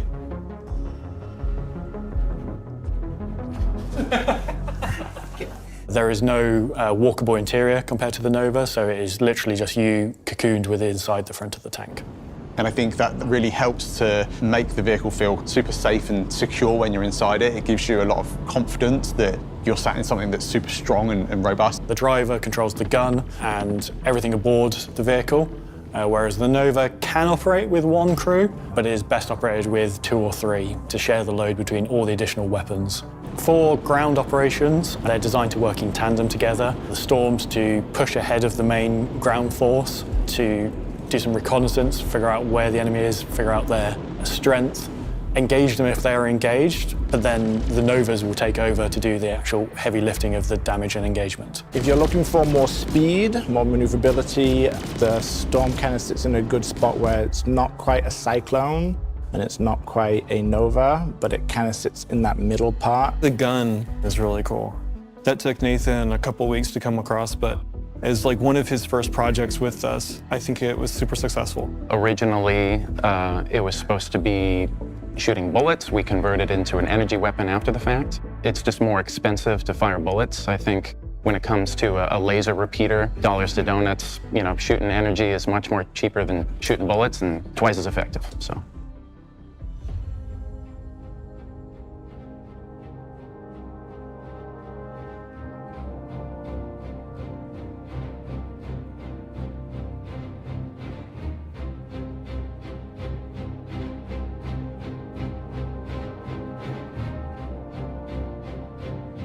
The Storm AA trades out the bespoke top-mounted turret for a fixed missile array. It contains a very large amount of size 1 missiles and a selection of size 2 missiles. You can now fire more missiles on this than anything else in the game currently. So we're still working out the final numbers for this at the point of recording, but it's safe to say it has a lot of missiles. So all at once you can fire a huge payload at your target. You wouldn't want to be a ship near that thing because it has so many missiles. We try and envisage all the ways players are going to use these vehicles. We're always surprised by what ends up in reality. So I think players are going to have lots of fun with this at sort of ground location like Ghost Hollow. It is a light tank. It is pretty quick for a ground vehicle, but it still feels really strong.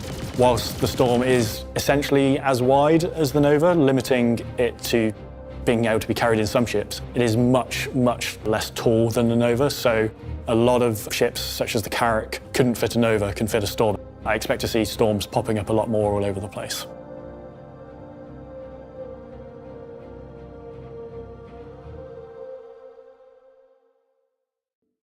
So what did we learn this week?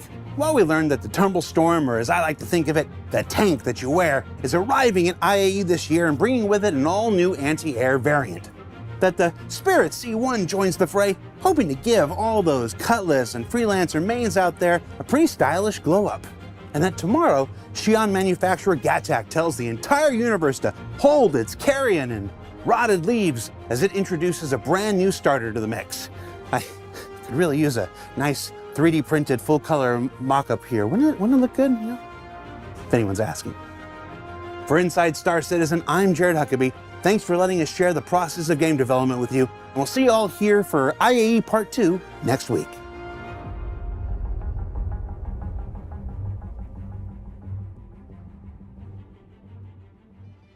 So, what did we learn this week? Well, we learned that that an all-new anti-air variant learned that enunciate. And do it again. And we'll see you all here, right here, for right here, here. So what did we learn this week? Boy, gee howdy, what did we learn this week? Sometimes you got it, and sometimes you don't. The tank that you wear. So what did we learn this week? Well, we learned that, now I'm out of breath. Is it? And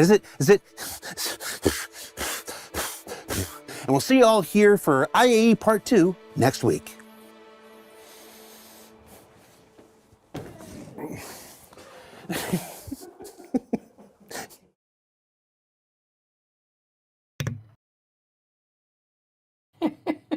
And we're back. I'm waiting for it to go. There we go. We're back.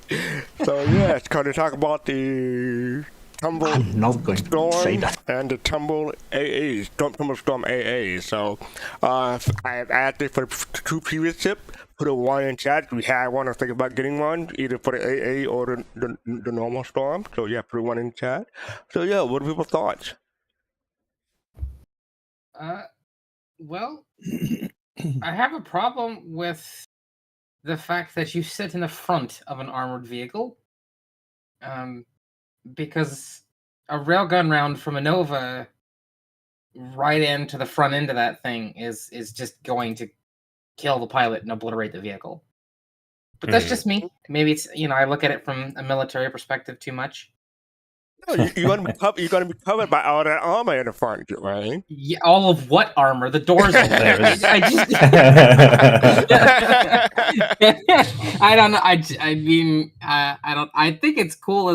I think it's really cool. The AA variant is gonna have teeth. It's going to be dangerous.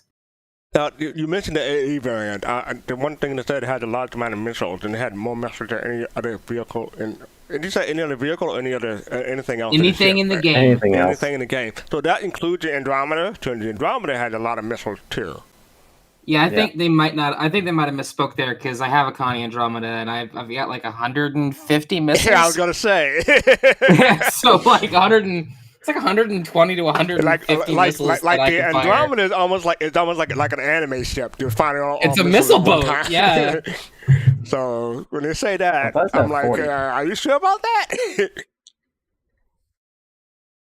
Go ahead. Yeah, I will say, like the animation when you damage a ship and it opens up the door. Like if you shoot this thing and the door like pops open and you come out and you're just like, "Hi guys," and you get shot by like another round, that would kind of suck.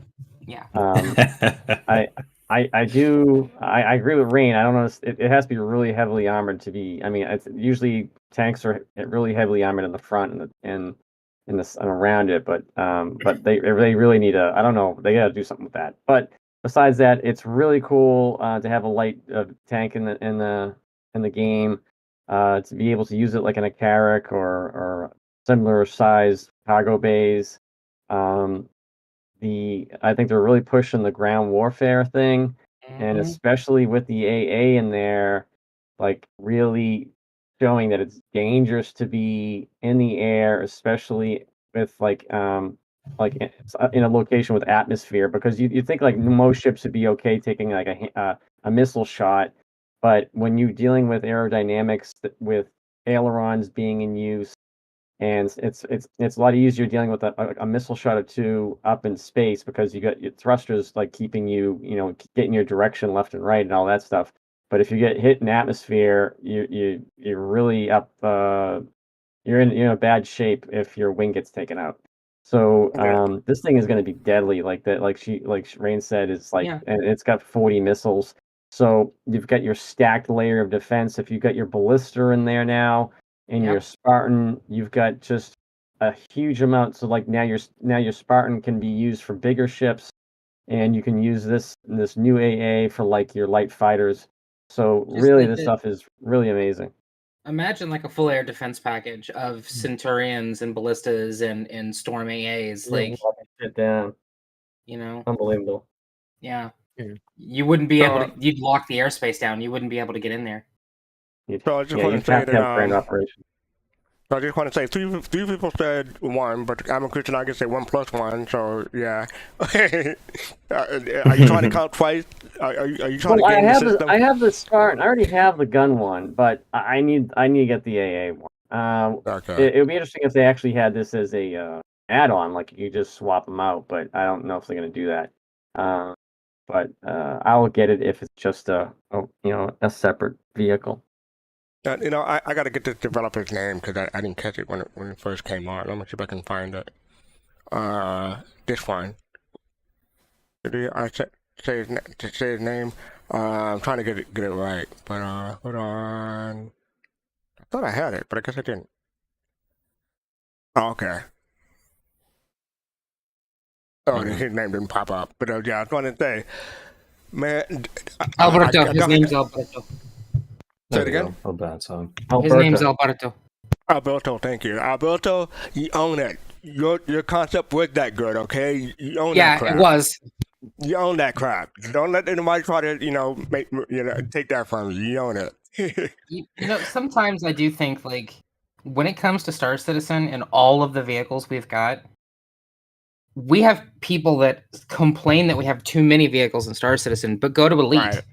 Mhm. and they complain they haven't gotten a new vehicle in like 6 years, right? Barring the new ground vehicle they got like a year ago or whatever, and they've got like 30 something vehicles in the game. And I think one of the things I love the most about Star Citizen is, you know what? Sometimes a vehicle might not make a whole lot of sense, but who cares? It's just cool. Yeah, I feel like that's very cool much the and case fun, with this you one. know? Yeah. Yeah. Who would have thought that we would have had like a ship like the CN, for instance? But yeah, I'm going to try to move this along quickly. Could I just say a piece there? Can I?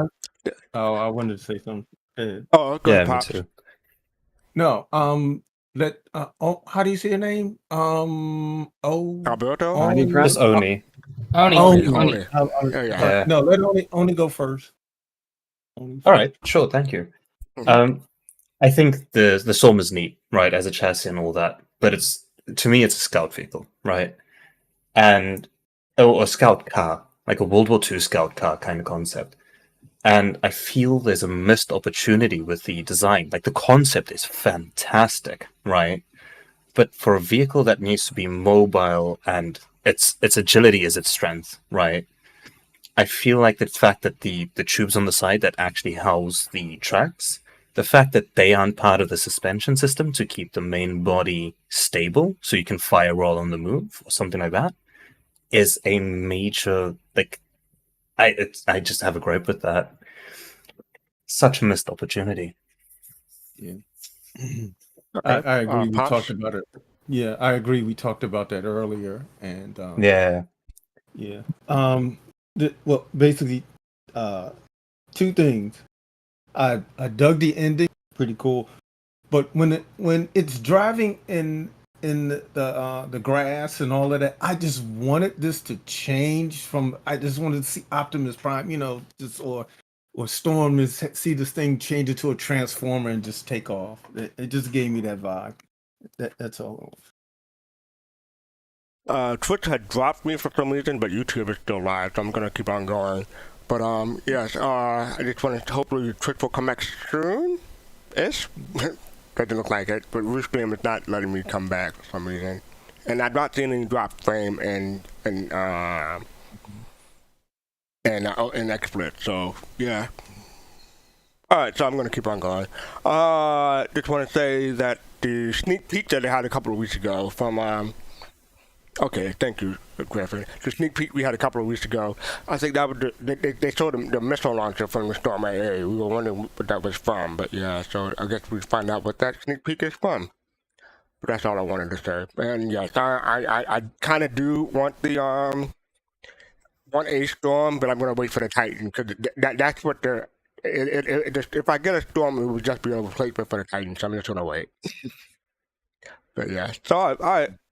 That is it for ISC, and I just gotta say, Jared, you're a great person. Keep up the good work. Love that man. He's fun.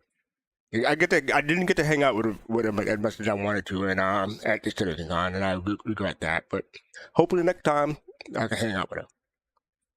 All right. So next up we have our Machinima. Machinima is the Squadron 42 video lore analysis from the TheAstroHistorian. I just came out a couple of weeks ago, but we haven't covered it. So I'm just gonna let this play. All right, here we go. My name is Paul Shelley, and welcome to the TheAstroHistorian. This is a channel dedicated to exploring and explaining the lore of sci-fi and space universes and discussing their impact. Today we'll be giving some context to the latest trailer for Squadron 42 to help you understand what you're seeing in-game. Before we get into that, I want to let you know I've been covering the lore of Squadron 42 through its sister game, Star Citizen, for almost 6 years now, with a lot of topics that might interest you if you want to know a little bit more about the game's setting 900 years in the future. So if you haven't subscribed, then be sure to hit that subscribe button and the bell icon to stay up to date on the latest videos. If you want to go that extra mile, we also have YouTube memberships and Ko-fi for financial donations. Lastly, if you want early, ad-free access to these videos, consider joining the Patreon as well. All those links are in the description. Now, to start off, please take note that I will not be spoiling anything that isn't publicly available, and meant to be publicly available, so no leaks related. A lot of this information has been available in the lore for several years now, and will hopefully put the story of Squadron 42 into perspective. I will also not be doing a shot-for-shot breakdown of this, though I can if people want me to. Please let me know in the comments below. Finally, I will mainly focus on the scenes dealing with the Battle of Vega 2 in this trailer, as there are a lot of lore packed into this trailer which will take more time to thoroughly comb through and put into context. Before we can really start, I will give a brief context for the universe the game takes place in for those who may not be familiar. It is the year 2945, and most of humanity lives under the reformed dictatorship turned democracy known as the United Empire of Earth. We are beset by aliens on all of our borders, some being mostly friendly and mercantile like the Banu, others being standoffish and clandestine like the Xi'an, and still others openly hostile and warlike like the since-conquered empire of the Tavaran and the still actively raiding and invading Vanduul. You play as a UEE Starman, a member of the naval forces of the UEE, as you work your way up to becoming a pilot of a space fighter, and fight everything from fringe human outlaws to the vicious Vanduul raiders. With that said, let's take a look at the video. This first scene is almost certainly the start of the game, and the date on screen is that of the history-changing Battle of Vega 2. The conversations we're hearing are mostly patrols, likely looking for a Vanduul incursion into the system, and the defending fleet is in orbit around Vega 2.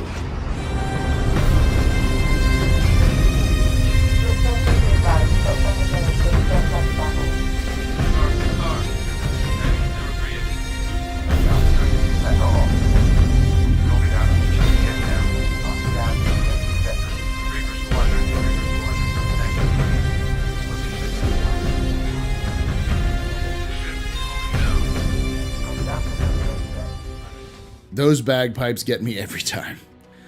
The fleet is the Second Fleet, one of the most famous fleets in the UEE, partially because it is commanded by Admiral Ernst Bishop.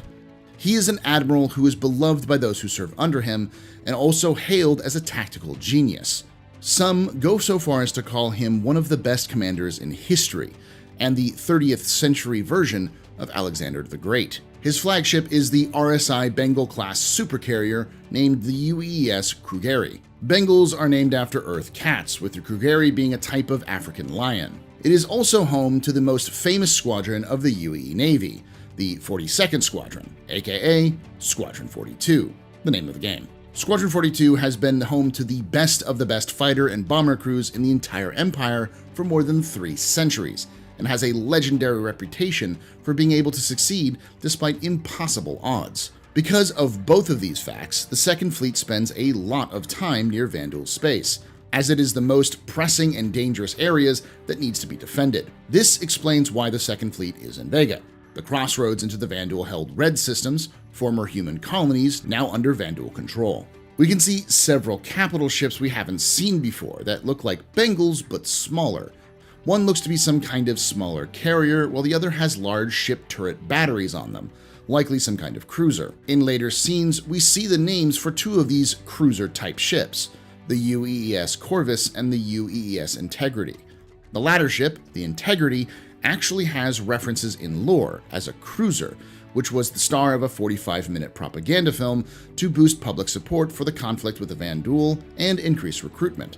So, it's likely a cruiser. I won't venture too much into speculation here, as this video is already going to be pretty long. I will do another video looking at these 2 ship types and guess what their lore might be for those who are interested. Make sure to subscribe and keep an eye out for those videos when they come out. The ship we push in on is an Aegis-class destroyer, the UES Gauntlet. These ships are all named after ancient weapons of humanity, with some notable ones that can be seen in Star Citizen being the active UES Warhammer and the crashed UES Flysa on Crusader's moon of Daymar. The Javelin was first built in 2690, a little under 300 years before the events of Vega, with the Gauntlet likely being a newer Flight 3, which began being produced in 2820, a little over a century before. Javelins are designed to be modular, as they're able to swap out modules in the field to adapt to roles such as command and control, convoy raider, planetary bombardment, and many more. But if you want to know more in depth about these ships, please check out my complete video on the Javelin class in the top right or in the description below. This leads us to the next part of the video, as we get an up-close and personal look at the player character in different variations. Our character is writing a letter to their mother, describing the situation. Personally, I love this as it gives you context without lore dumping, but still gives you subtle emotions of what the player is going through. Having detected Vanduul near the jump point into Vega, the character is very much writing a letter which could be their last, and the gravity and confusion is very much evident in the dialogue. This concern isn't without merit either. Every single UEE system that has had contact with the Vanduul has eventually fallen, and fallen brutally. Additionally, the speed at which that fall happens has increased to a matter of days as the Vanduul get more experience with humanity. If you want to know more about the history of the human conflict with the Vanduul, I did a summary of the several centuries of raids and invasions in the top right and, of course, in the description. So everyone in Vega has known for centuries that it was just a matter of time before a large enough group will arrive and crush the system. If the reports are right, then we are right in the path of an apocalyptic event. Being a gunner on a Javelin destroyer means that you will also be one of the first to get up close and personal with the Vanduul when the attack comes. Thus, the seriousness of the letter, one written so soon after another, which our character has hastily written as a means to tell our mother the situation. Taking a step back, we also see a few snippets of the lore from the display itself.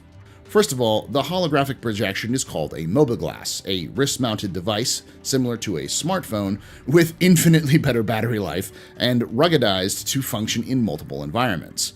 It's built by Microtech, a company who owns their own planet in the Stanton system, a planet you can actually visit in Star Citizen and land at the city which Microtech built to be their corporate and planetary capital, New Babbage. In the messages, we can see at the top being from Voyager Direct. Now, this is the UE equivalent of Amazon or Wish or Alibaba, an online store which specializes in selling just about everything and shipping it to remote parts of space. The next talks about the Polo Initiative. Now, this was an attempt to cut military spending by 10% across the board and redirect those funds to help rebuild civilian infrastructure needs and improve equipment and training for local police officers across the Empire, an initiative that the military was not too fond of. The next is spam from the Central Core Bank offering loan opportunities. The CCB is responsible for the creation of the currency of the UEE, the United Earth Credit, or UEC, as well as regulating banking activities all over the Empire.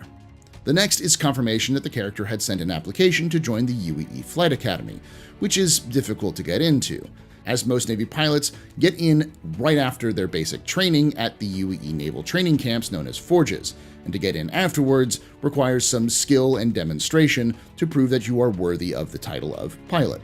The last message in the Mobiglass is an update on the Saddleball Professional League, or SBPL. Saddleball is a popular sport in the UEE, played by amateurs and professionals alike, and the SBPL is one of the most popular professional sports leagues in the UEE.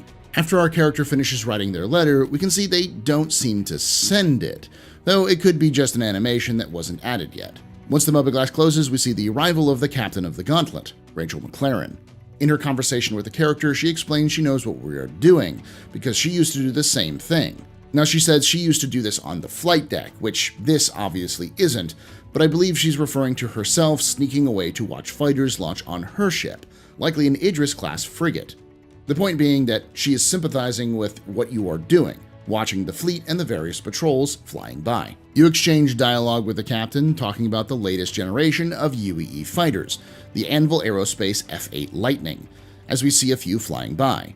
These are ships designed specifically to combat the Vanduul threat, being the culmination of centuries of development in how to counter their unique combat style.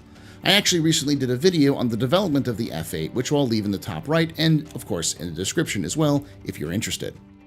The captain is called away, but stops and tells you she found out about your application to the Flight Academy again, meaning this isn't the first time she has seen us attempt to get in. She then gives the player encouragement to keep trying if we don't make it in, as it took her several times before she got accepted. This is such a subtle conversation, but as you can tell, they aren't talking about the Vanduul, but instead a shared interest and even hope for the future. They're focusing on the future as a means to not focus on their current, very precarious situation. The next scene, which takes place during the Battle of Vega, is the scene with Admiral Bishop making his I held the line speech to the fleet from the bridge of the Krugeri. He remarks about a recon team before having the fleet move out, away from Vega 2. We know from other lore that Bishop had the Second Fleet massed near the Vega-Virgil jump point, likely to cut off the approaching Vanduul. Finally, the Second Fleet looks to be at, if not close to, full strength, which is very unusual. Most fleets are broken up into battle groups, which spread out to protect multiple systems. However, with Vega always being next on the list of UEE systems to be attacked by the Vanduul, it makes sense to keep a full-strength fleet stationed nearby. The last scene, which likely takes place during the Battle of Vega, is our first proper look at the Vanduul in this trailer. The three Vanduul are exiting a Vanduul boarding pod called a Cleaver. One, who is likely the leader of this group, raises their spear weapon and makes a declaration in Vanduul. One, my friend Jail, managed to get an official translation of From the Devs. The game has several alien languages which have been created for it, two of which have full 190-plus page documents on how to read and speak them. Sadly, Vanduul isn't one of those languages yet, but there are plenty of language nerds in the community who've been trying to decipher some of it. But according to Jail, this Vanduul is making a pronouncement, which goes something along the lines of, I rise, I take, I ascend. I would venture to guess this is some kind of Vanduul cultural or traditional statement issued before a fight, as it was compared to the famous words of Julius Caesar, I came, I saw, I conquered. Again, if you want to know more about the culture and the history of the Vanduul, check out the video I did on their conflict with humanity in the top right. Hopefully this video illustrates the incredible world building the writers at Cloud Imperium Games had done with this universe. Just about anything and everything in the game has some kind of in-universe justification, if not a full-blown backstory. If this does well, I'll break down the other characters and lore bits from the rest of the trailer, most of which takes place aboard the Aegis Idris frigate, the UES Stanton, in the Odin system. Let me know in the comments below if that interests you. I'd like to thank you for watching, and I'd like to thank those on screen now for supporting the channel financially. If you want to throw in a few credits, think about becoming a member on YouTube, and if you want a bit more for your contribution, join the Patreon. Patreons get early, ad-free access to all videos, including the exclusive early access to my long-running complete history of Star Citizen lore series. I learned some stuff today. We are back. Oni, you had something you wanted to say, or you just agreeing? I'm just agreeing with you, yeah, because it's such a fantastic trailer. It's a big step up from the last one we got back in the day. All right. Anyone else had something they want to say about it, Machinima? I just want to say Paul is the best. Paul is an absolute gift to the community. Isn't he? And he is such an orator. He, me and Space Tomato were talking about it. And yeah, nobody has words like Paul. Yeah, I think I want to say that the Moby-Glass messages, I thought that was a great breakdown. I did not, I mean, I saw them in the trailer, but I didn't think much about them. So I'm glad Paul went back and broke them down each one. And I'm glad he got the translation of the Evangel. It did not even occur to me to try to get a translation for the Evangel. I just think I'll find out what they say. I'll figure out what they say when I play the game. So I'm glad he got the translation. I thought that was cool.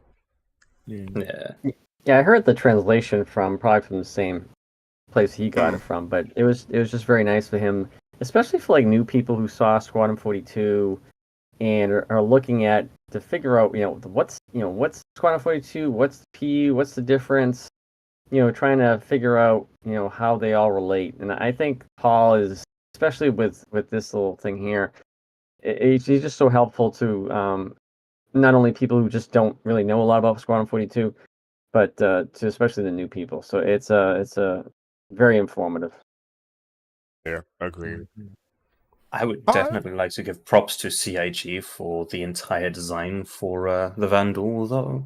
It's so difficult to get an alien race that is tribal yet technologically advanced enough for space travel, right? And I feel like they've really, really nailed it to the point where their whole way of thinking just radiates this whole lifestyle, right? Because stuff like the Vandal, the higher up in the hierarchy you are, the less armor you wear, right? So if you see a heavily armed Vandal, he's a low-ranking soldier. And then if you see one that's barely wearing anything, that's a dude that's like top dog, Yeah. How do y'all feel about the old one, the old versus the new? Old what? The old what? The design, the look of the Vandal.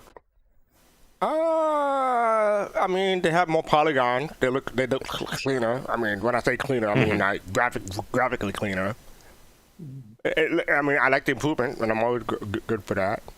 I still hope my PC doesn't die when it comes to play the game on Ultra, Max Ultra, when I get it. But we'll see. All right, I'm gonna wrap up now. So before I do that, I want to say, Virtual Boy Citizen, yes, Virtual Boy Citizen, December 2nd, 12 noon Eastern, and then late session is 5 p.m. Eastern. Convert that to your local time. I have the UTC at the top above me. So go ahead and go on to that the QR code, or I can put the link in and people can click on the link. So yeah, that is the Virtual Boy Citizen. Looking forward to it. We should not have a cap on people who can come this time, so come on in, have fun, talk about CitizenCon and IAE, and what should people got. But following that, other than that, excuse me, we have podcast on Saturday, PodSat, starting with Solo Voices with Griffin Gaming RPG at 3 p.m. Eastern, 8 p.m. UTC. That's where you get to comment and talk with Griffin one-on-one about what's going on in Spectrum, what's going on Reddit, and something from the industry in general. And glad you enjoyed yourself, Williamson. Thank you for coming. And yes, that is part of Podsack. So enjoy a whole day of talking about Star Citizen, or listening to Star Citizen, if you prefer. And our next show is, more CitizenCon. But this time, Session 6 and Session 7, Life in First Person and Taking Flight. That'll be on November 19th, 8 p.m. Eastern, 1 a.m. UTC. So check that out. We want to say thank you for everyone for coming and talking with us. Emma Kusanagi, Fitz Space, Only, Captain Space, Fitz Space, and Jade, and Rain Cloud. Appreciate it. And thank you everybody in the chat for watching. We want to become a Soul Bro, Soul Sister, Soulmate. Our Soul Sister membership has privileges. Click the join button below on YouTube. We're a Soul Citizen with an S on the end everywhere on social media. You can support us by buying our merchandise or joining our Patreon. I should mention that more often. Make sure you hit like, subscribe, follow, depending on what platform you are, and make sure you hit the notification bell to find out when we are live. We are going to raid Abdi Johan. I should say that correctly. So send him our love, okay? And with that, peace, love, and soul.